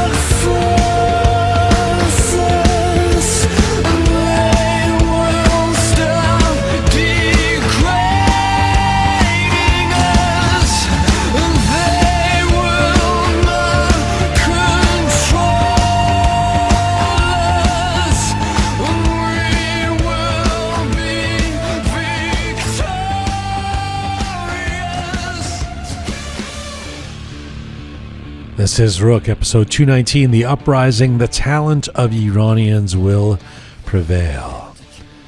Let's stay in California, and Kusha Alaghband is an Iranian-American professional photographer and a prominent social media personality. She has been very outspoken and active about the ongoing revolution in Iran and the movement for change. And she's been so outspoken that her very popular Instagram account has been blocked and shadow banned with some regularity. Right now, Kusha Alaghband joins me from Newport Beach, California. Hello. Hi, Jian. How are you doing? I'm okay. It's nice to have you back on the show. Thanks for doing this. Thank you for having me, Jian. Let me start with just how the last couple of months has been for you. I mean, your social media, you're prolific and you're popular, and your social media used to be a mix of social advice, helpful tips, fun posts, caring conversations. Now it's almost all revolution all the time. How does that feel for you? I don't know what happened there. I really don't know. One day I was minding my own business and, being a mom and a professional photographer and living my life and traveling. And the next thing we know, we're just sort of thrown into this journey. And I think that, for all of us, there's a lot of collective trauma that's being all brought up. And we're taking this very personally. So I take it very personally. So I don't know how I got thrown into this because, as you know, I'm like a lot of other people. I'm not a very political person, but in this situation, you can't help it when you see so many kids are dying just to protest for their basic rights, and so many atrocities are happening. You just you can't sit back. I mean, because you've been so outspoken, was it a conversation you had with your family to sort of say, okay, this is something I'm going to do? I mean, how pre-planned was it, or did it just start happening where you wanted to start speaking out because that's what you do on your platforms? Yeah, I did not want to speak up. I really didn't. Because I keep my page apolitical. I don't like to talk about anything that has to do with religion or politics. It's just like a feel-good page. We come in here, people come in there to get a little bit of inspiration and motivation. And I didn't want to ever, talk about anything that might seem divisive.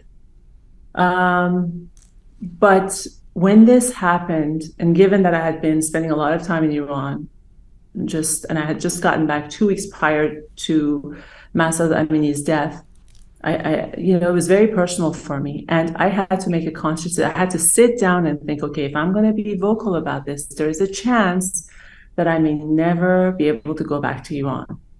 And anyone that knows me knows how much I love Iran, how much I love going back there. It's like the highlight of my year. I'd rather be in Iran than anywhere else in the world.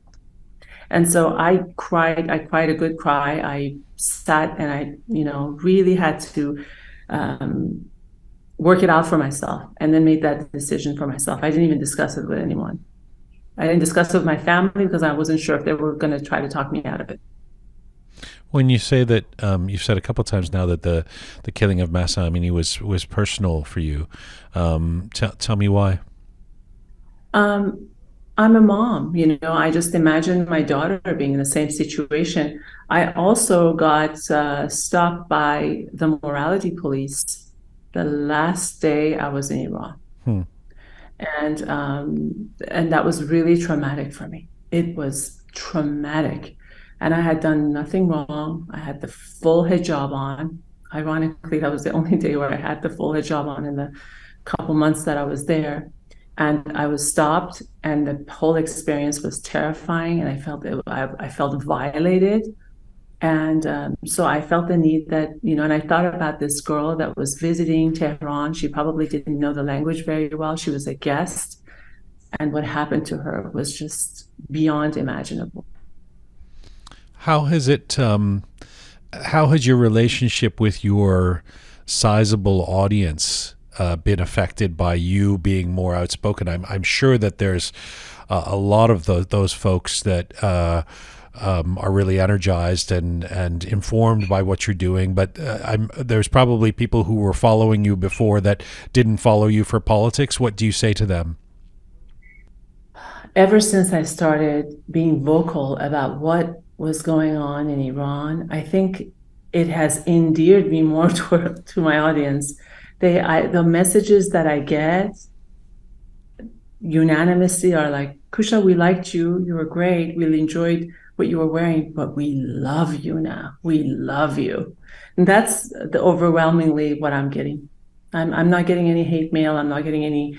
I got a couple threats from I don't know who, but overall, it's been an incredible experience, and I think that this has really brought a lot of people closer to one another. If anything, we feel like a family. We feel like we have this shared pain and this shared trauma that we're experiencing together. So only we know what we're feeling. No one else can understand. That's for sure. And so, I mean, it's always nice to have you on the program, but one of the precipitants for this conversation was the fact that you've been quite vocal in recent weeks about the fact that your Instagram account, which is it's a significant platform, you're one of those people who has a really big following, has been at times suppressed, at other times. I mean, at one point you were locked out of it, I remember, about 3 or 4 weeks ago, and I was telling you the same kind of thing was happening to us. So first of all, tell us what happened, and then what you've learned about why this is happening. Well, the first time that I noticed that there was definitely a change in my account is when my lives were blocked. And the reason that my lives were blocked, I think I was shadow banned because I tried a couple hashtags and it wouldn't go through. And sorry, your lives were blocked, meaning when you do live appear. When I tried to do a live on Instagram, right? Live is blocked for now. Right. Try later. And then I noticed that I was disqualified from monetizing my reels. So that was I was no longer eligible for monetizing my reels. And what I found out was that I posted stories about exactly what I just told you that I talked about getting pulled over or caught by the morality police. I explained my whole experience, and I was reported by the cyber army. And I think the word police or whatever might have triggered the algorithms or bots or whatever that they have in place.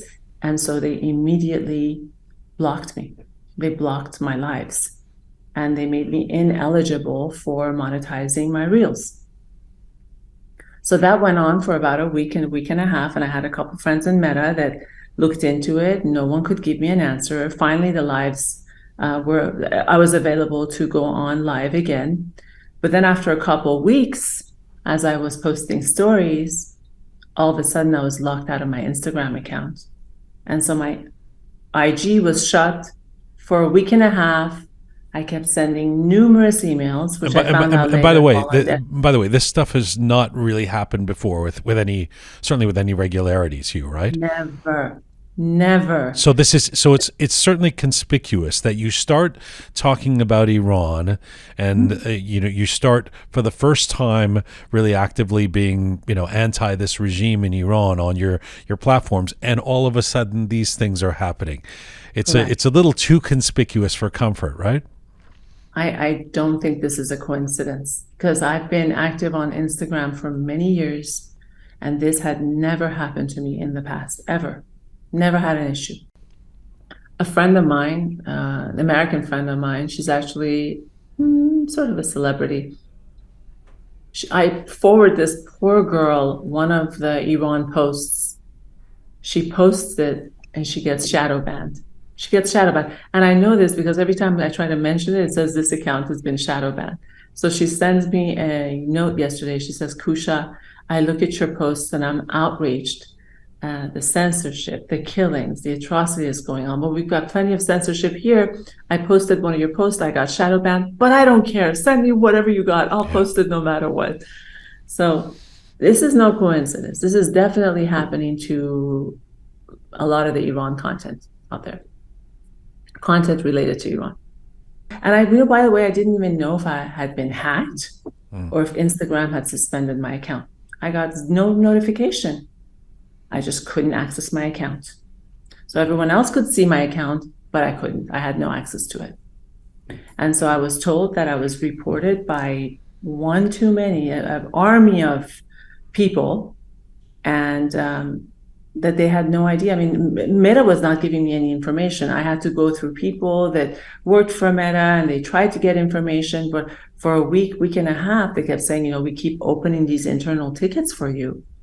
And the person that is supervising it is just saying, I don't really have time to look it over. So I don't know what the deal was. So do you think that, and then more recently, again, this week, you were saying that, then what happened this week? This week, I posted some stories about, I've been focusing a lot on the nationwide strikes and boycotts on products that are related to the Sepah Pastaran, that benefit the Sepah Pastaran, and Seda Sima, which is the national TV. So products that give advertisements, it's the companies that place advertisements, say with Seda Sima, or that are somehow connected with the Sepah. So that's really been our focus. And I, along with a lot of other people, believe that the nationwide strikes are the Achilles heel of this regime. If they're held for a month, and if the nationwide strikes are all, they spread, this regime's going to be in trouble. Well, I keep posting stories about that to inform people. And I noticed that my stories were removed. And once again, I was shadow banned. And the reason I knew I was shadow banned is because I would post something, and let's say I get 3,000 likes. If I even post a picture of a tree, I get 3,000 likes in an hour. I was getting 100 likes. And I knew that wasn't, so my posts were not being seen by anyone. Yeah. And my story views were 1/5 of what they used to be. Yeah. So I realized that I was shadow banned, and then I got a notice from Instagram showing me the stories that had been removed. Well, this time, the stories that had been removed, there was not one word in there that would have violated community guidelines.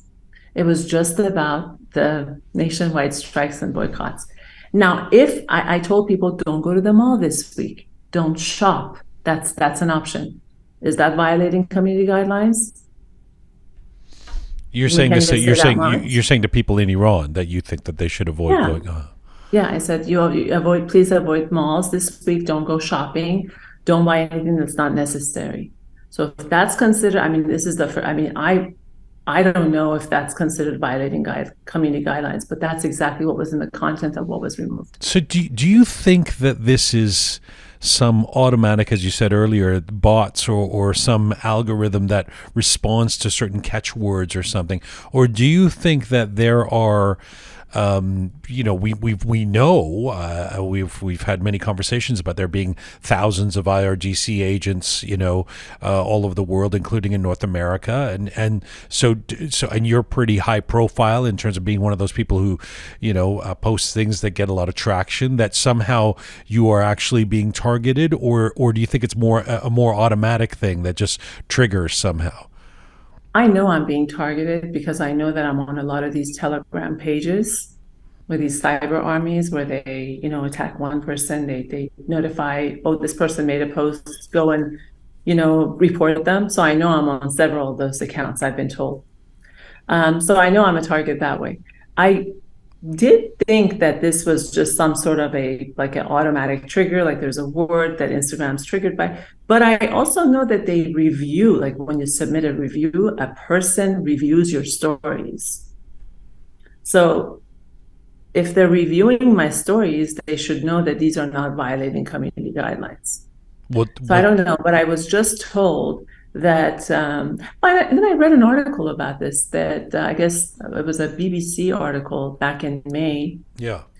And Jian, you read that article. Yeah. We've talked about it. Yeah.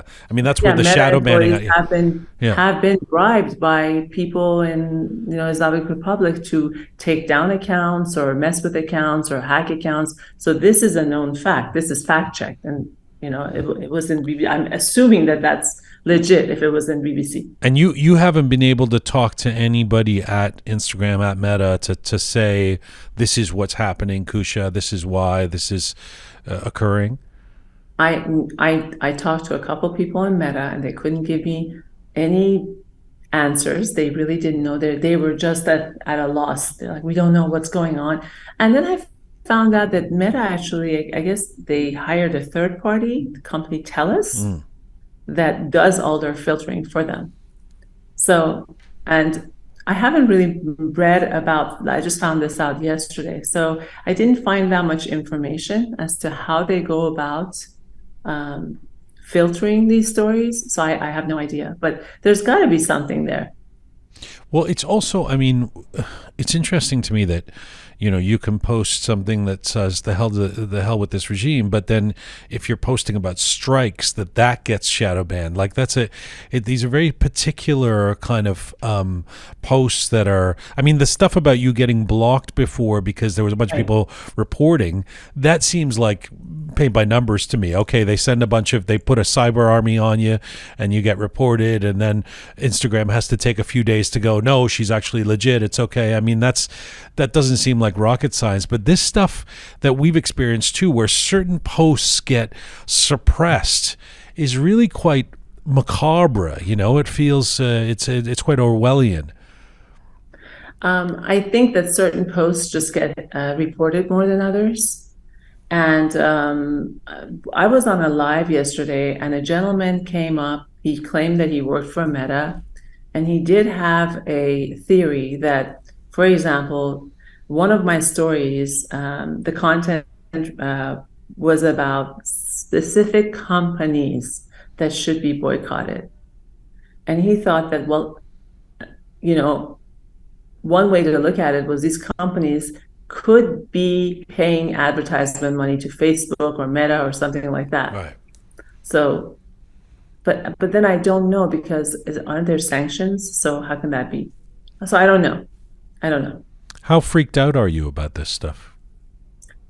I was really freaked out before, but I really am not. I try to just be very, very meticulous and intentional about the content that I post and I talk about, and I just take it from there. We know, of course, famously, and amazingly, this is a women-led revolution, particularly young women, young girls in some case, inspiring the world. I know a lot of your audience is female, and a lot of them are in Iran. Before I let you go, tell me what you're hearing from them. All I'm hearing from them is this: thank you so much for being my voice. Thank you so much for not forgetting us. We depend on you guys to amplify our voice. And that's all they want. They just want us out in the diaspora to be their voice. That's it.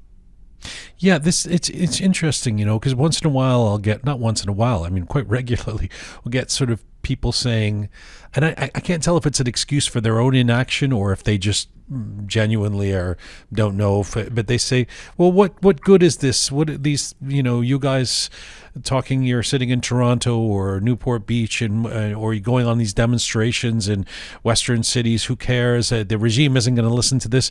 And what I try to tell them is, you know, when we've had our Voices Inside Iran series, every single person that we've asked, you know, and I ask them all, I sort of, whenever I interview somebody who's in Iran on the front lines of the demonstrations, and I'll say to her, does this make a difference what we're doing? Should we continue? And they say, yes, absolutely. It gives us inspiration. It gives us strength. It puts pressure on. So I guess that's what you're hearing.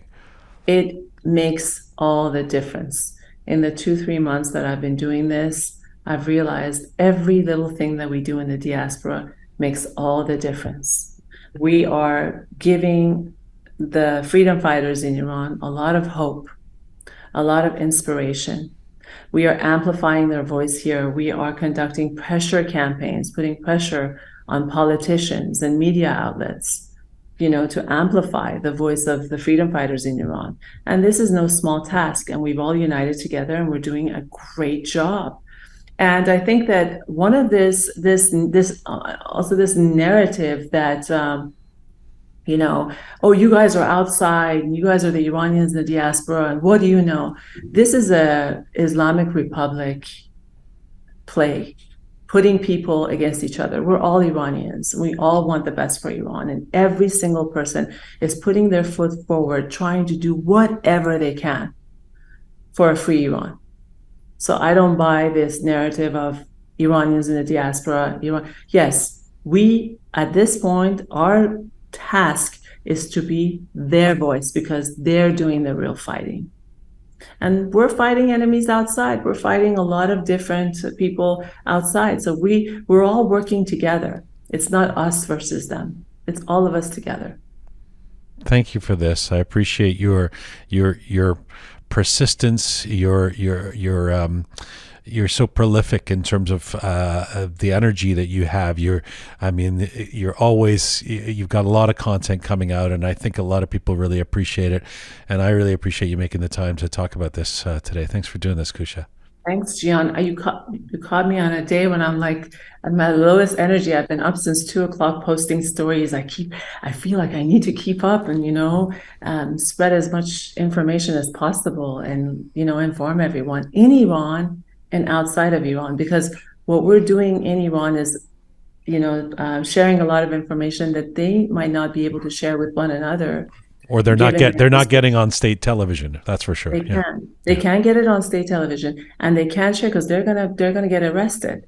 So they slip it to us, and we're the ones that are, dispensing or sharing this information. And then outside, we're bringing more awareness as to what kind of news to share, what not to share, what's fake news, what's not. So just wearing many hats. Well, pace yourself. I mean, I feel like you're the person who would usually would be the person who would do a post at some point about how everybody's got to, don't burn yourself out. Don't. It's a marathon, not a sprint. So take care of yourself. It is. I'm just having a hard time practicing what I usually preach. Talk to you soon. Thanks, Jian. Bye, Kusha. Bye.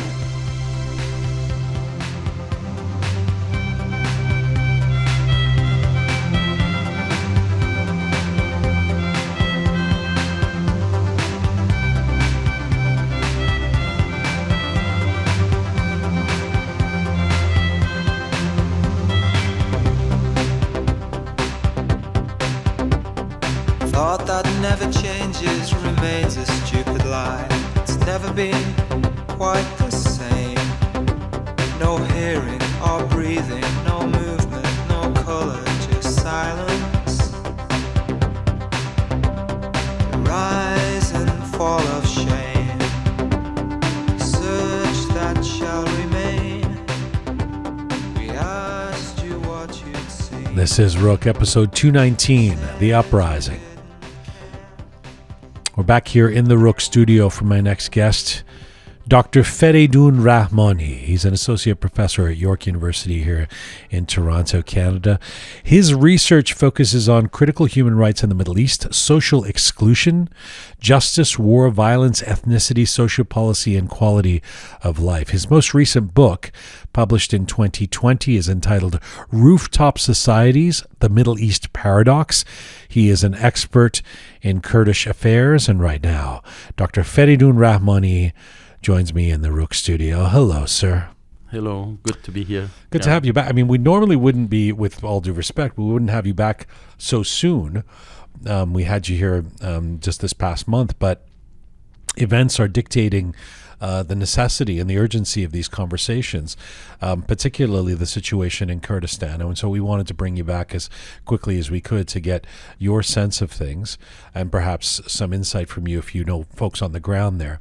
First of all, what did you think when you saw those horrific images of tanks going from Tehran towards Kurdistan, towards Mahmoud last week?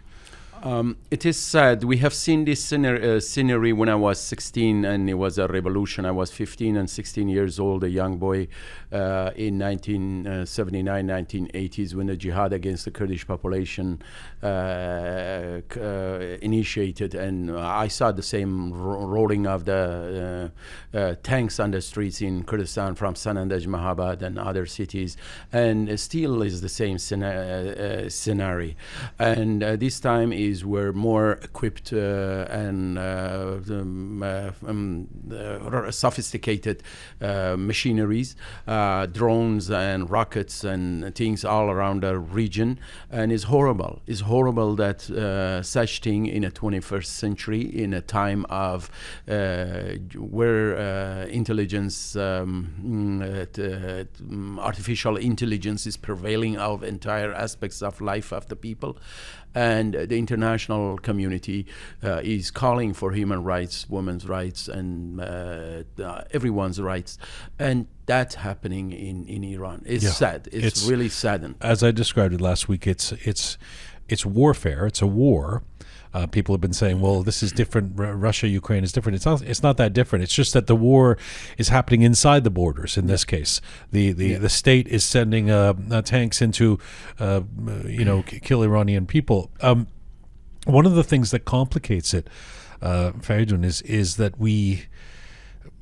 it's really hard to get information out of what's going on in Mahabad. Just before you came today, I spent the morning doing my best to try and figure out what's going on, just from the resources, reaching out to a couple of people, going through my news reports, any of that going on in social media. And there really isn't, somewhere between the internet crackdown and the fact that it's not one of these urban epicenters like Tehran or Mashhad, it's really hard to get information about what's happening. Do you have any update on what is going on in Kurdistan? Yeah, definitely. First of all, I wanted to say that, go back to the previous talking. The war in Ukraine and Russia is a two-states war, and two teams of completely sophisticated, equipped with sophisticated machineries and war. Here in Iran is a state with all technologies and psychology of destruction. The other side is innocent, voiceless, powerless, young people from the most neglected part of the country, one of the most neglected regions in Iran. Kids with stones. With stones. Yeah. They have only their hands, stones, and bloods to give. They have no machineries, nothing in their hand. And the internet is worse. If you want to call Tehran, it's most likely you go through. In Kurdistan, is no way that you can go through most of the times. So the internet is down. The communication is down. The internet is and the communication system is completely controlled by a state. The people other side of the border, they have nothing, and they don't have any feeling most of the time to support the people inside the Kurdistan in Iran. There is no support nowhere. The situation is very deteriorating. It's very bad. People are dying. Many people I know. I talk to my friends at Hangao or other organizations, human rights organizations, and even political, non-political organizations. The situation is very bad. People, they are really have no money in families. They have no bread on the table. The shops are completely closed. There are stores that are closing down just because they cannot afford the rent anymore. They are not having any flow of money coming in. They are relying with small funds coming from the daily transaction, and that has been eliminated because of the strikes and demonstrations. What is the regime's strategy here? I mean, the narrative is the greatest pocket of unrest is Kurdistan. That's where the people have been the most resilient and out in the streets and trying to and demonstrating. Of course, Mahsa Amini herself was an Iranian Kurd. And so the regime wants to crush it, and that's the idea, and let's send in the tanks and the military. Is it as simple as that? Is that the strategy? Definitely. We have seen in 2012, I was in Iraq when I saw how the tanks and Hasht al-Sha'bi, Hasht al-Watani from Iraq, equipped by Iranians, they are passing the Iraqi-Syrian borders. I was going in the University of Mosul also to teach some of the classes, sometimes from the Hook, and I realized hundreds of thousands of people prior even the peak of uprising, they were equipping.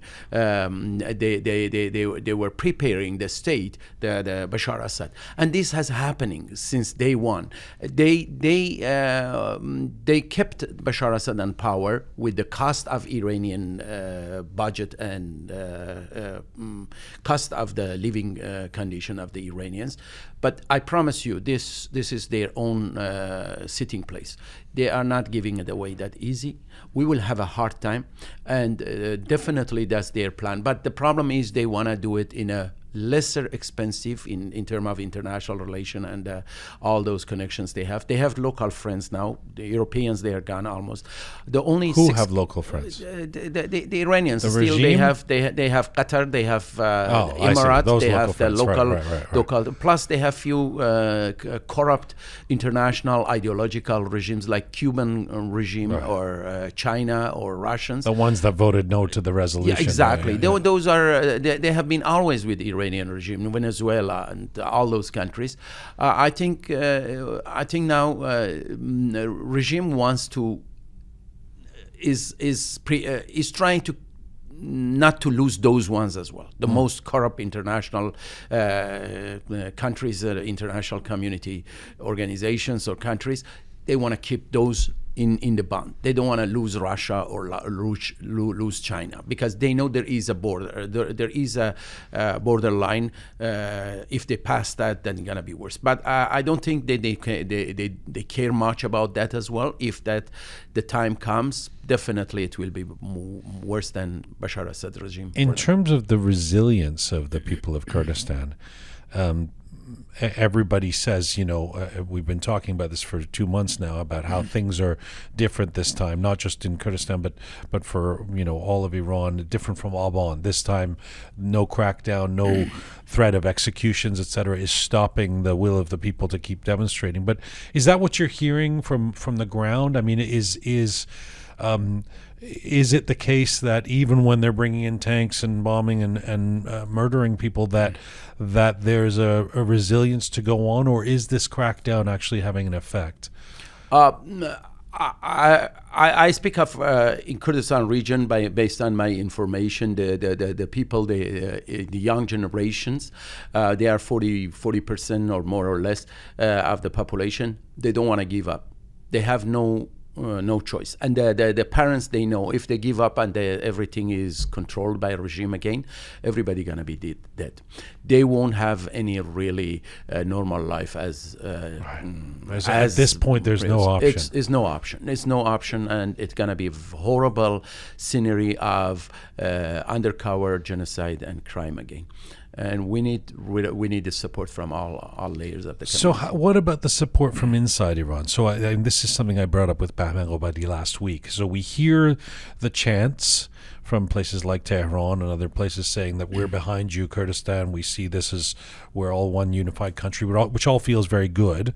But Mr. Ghomeshi's position on that last week was, well, that's nice, but chanting from the windows is not going to help at this point. Everybody needs to get out on the streets, or this is going to be a case of divide and conquer, where the regime goes and suppresses Kurdistan and then goes to Balochistan next, and one by one crushes this whole uprising, this revolution. What is your feeling about the unity, the support from inside Iran for Kurdistan?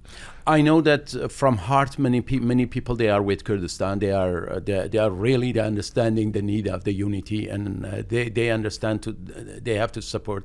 People from Tehran and from Isfahan and Shiraz, they are calling that, can we find a way that we can go to Kurdistan and fight there, or we want to send money there, or we want to send medications. Every single day I get calls from the outside Kurdistan in Iran. And this is great.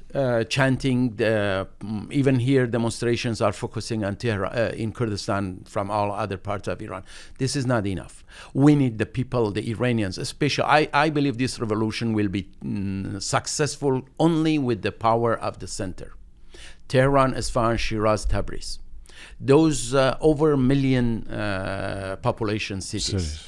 The Jawan Road is not even 100,000, 150,000. I don't know exactly the data, but it's around 100-something thousand population. Everybody knows each other. The security forces, exactly, they find out who and where they are living. That's why they go in the night, they kill them, they take them to jail, or they destroy their homes, because everybody knows each other. Easily they can crack down and arrest them and kill them. But in Tehran is not the case. We just need everybody for 5 days to come on the street. Don't go to work. Come on the street. Just walk on the street.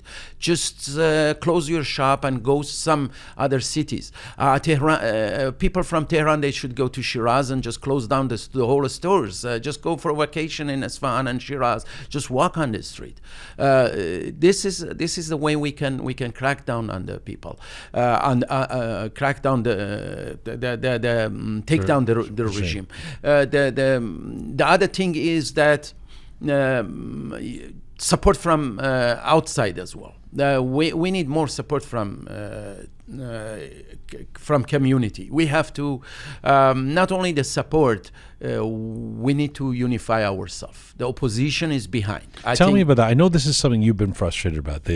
You believe there should be more. There should be an acceleration of the plan to unify the opposition in the diaspora. So that we've been talking about this for 3 or 4 weeks now, that the idea was floated of some kind of a council or some kind of a committee or something that's made up of some of the prominent opposition lead figures who have been prominent so far in the last couple of months. Is that something you're advocating? That's one of them. But actually, 43 years, our opposition, they haven't really united themselves, even within their own atmosphere. Right. Be it left, right, middle, center, whatever. But right now, there's a rumor that there are people 5, 6, 10, whatever, they want to unify themselves and do something. I understand frustration and the issues some of people and friends they may have, but this doesn't help us. We have to not only accelerate that thing, we have to diversify that things in a higher level. We have great Iranian diverse community leaders all around Europe and Canada and US. They have to give hands together. This is a time to speak up. This is a time to influence international policy and diplomatic relations around the world. The Iranian, they are spending billions of dollars to prevent and separate us from each other. I am frustrated in terms of those leadership is really spending that much of time on drinking coffee and talking, not doing actions. We need really actions. I have been discussing with many of my friends. Those are just giving the directions. They are giving support, representing our Iranian suffering community. They're not the ones might establish a government in future, but they can get advice, get communication with international community. And I don't like it if the people, they say I'm not political. We are all political. The Middle Eastern and Islamic world, since they don't have democracy and freedom, we are all political. We are not really civil activists only. We are political. Till, like Canadians, we have our human rights and fundamental rights is settled. Then we can say, I'm not political. We are not maybe political party oriented or member of a political party. That's fine. But all of us, we are political. Nothing wrong with that. I don't know if it's totally settled in Canada either, by the way. But comparatively, yes, of course. Relative. Yes. One thing I have been discussing at York University right now with my many professors and few people from outside is to establishing a, if you allow me to say it, is a meso-level professional and academician, engineers, whatever you call it, professional professionals alliance, not to struggle to take control of political power in future, but giving advice and support to the leadership on top, be it now as is getting established or in future. We need a meso-level professional alliance for making connection from the lower and top in future, also giving directions for establishing a new democratic Iran. We need the people to give advice on the human rights. We need the people to give advice on the economic developments. All disparities and issues and discrepancies we have in future all has to be professionally discussed and talked, and we have to build the alliance right now, and this is important. One of the things, I guess, one of the reasons why it would be helpful to have a united opposition of some kind is that for at least the West, there would be some there would be a place or to go in terms of the messaging. There would be a spokesperson or some kind of unity in messaging, because right now there's a bunch of people in a bunch of different countries saying a bunch of different things, and that's problematic. The danger, of course, or the people who have a reflex concern about this is in terms of the way it's been expressed to me, is the experience of 1979 and 1978. You know, everybody came together and said, okay, well, let this guy, the mullah, this Ayatollah guy, be the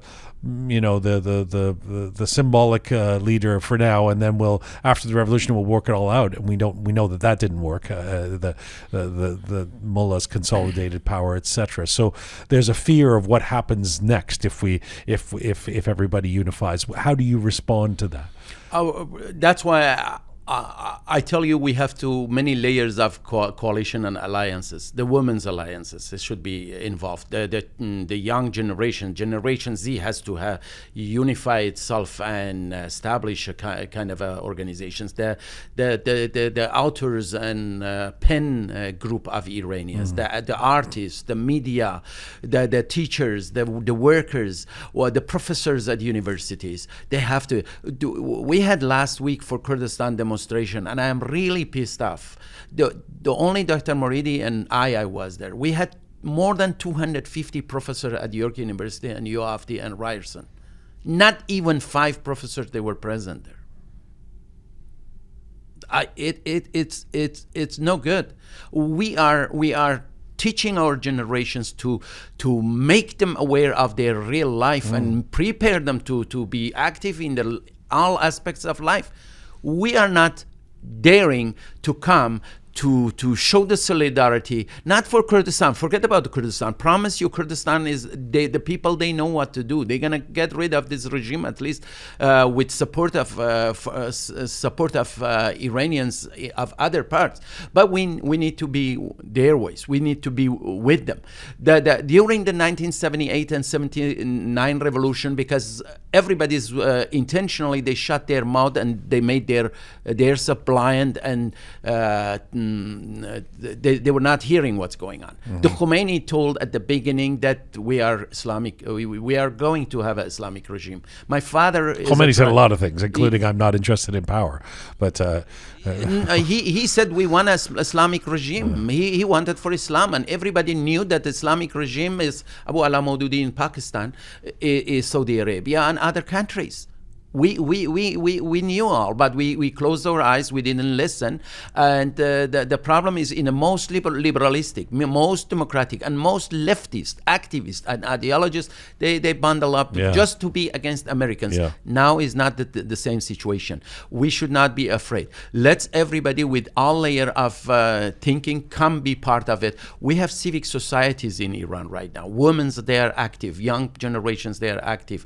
The workers they are active. The teachers, they are active. We need only the environment. If the environment's opened up, promise you, not political parties will be only half of it. The other half will be those civic organizations we have. We have it. In the Middle East, we are the one of the best leading into this climate. Let me ask you a final question, and a personal one.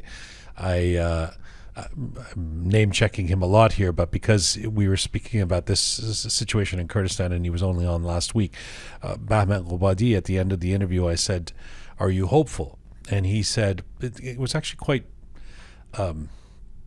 depressing, his answer. He said, I was, up until the last few days. This crackdown in Kurdistan and the lack of response from the rest of Iran in a really tangible way in terms of people getting out on the streets, as you've been saying, has affected his sense of hope. The same question to you. I mean, how are you feeling now, 9 weeks into this? For sure. 10 weeks, wherever we are. I'm not hopeless. I'm very hopeful. I am positive. I respect Jian Ghomeshi is one of my friends. I invited him 2004, 2005, or around that time to come here for a program, and he remembers, hopefully, and we are sometimes communicating. But this is frustrating what is going on right now. I don't blame the young generations. They are right now in Tehran or Isfahan or Shiraz, other cities. I blame the parents. The ones are 60s, 70s, 80s, 90s. They had problems. They were going every single day protesting for their incomes or all the things they have, but they are not speaking up right now. They have to back up. In Kurdistan, all the generations, young generations, mothers, fathers, grandparents, they are with the young people. We need the same thing in Tehran. If Tehran gets up, Karaj gets up together, promise you, we will take the Iran back. I'm not hopeless, but I'm upset with the Iranians outside, even including the Kurdish, that we are not doing the job we should do from outside. And not by being unified. We're not being unified. Exactly. Unified and doing something together. It's 3 months now. The people are dying. Yeah. And we don't need this be continued another 3 months. We have to finish it within the next few weeks. And if we unify yourself, we knock on each single door international community. Why UNESCO has to be quiet? Why United Nations has to be quiet? It's our fault first, because we are not unified. We don't have a voice.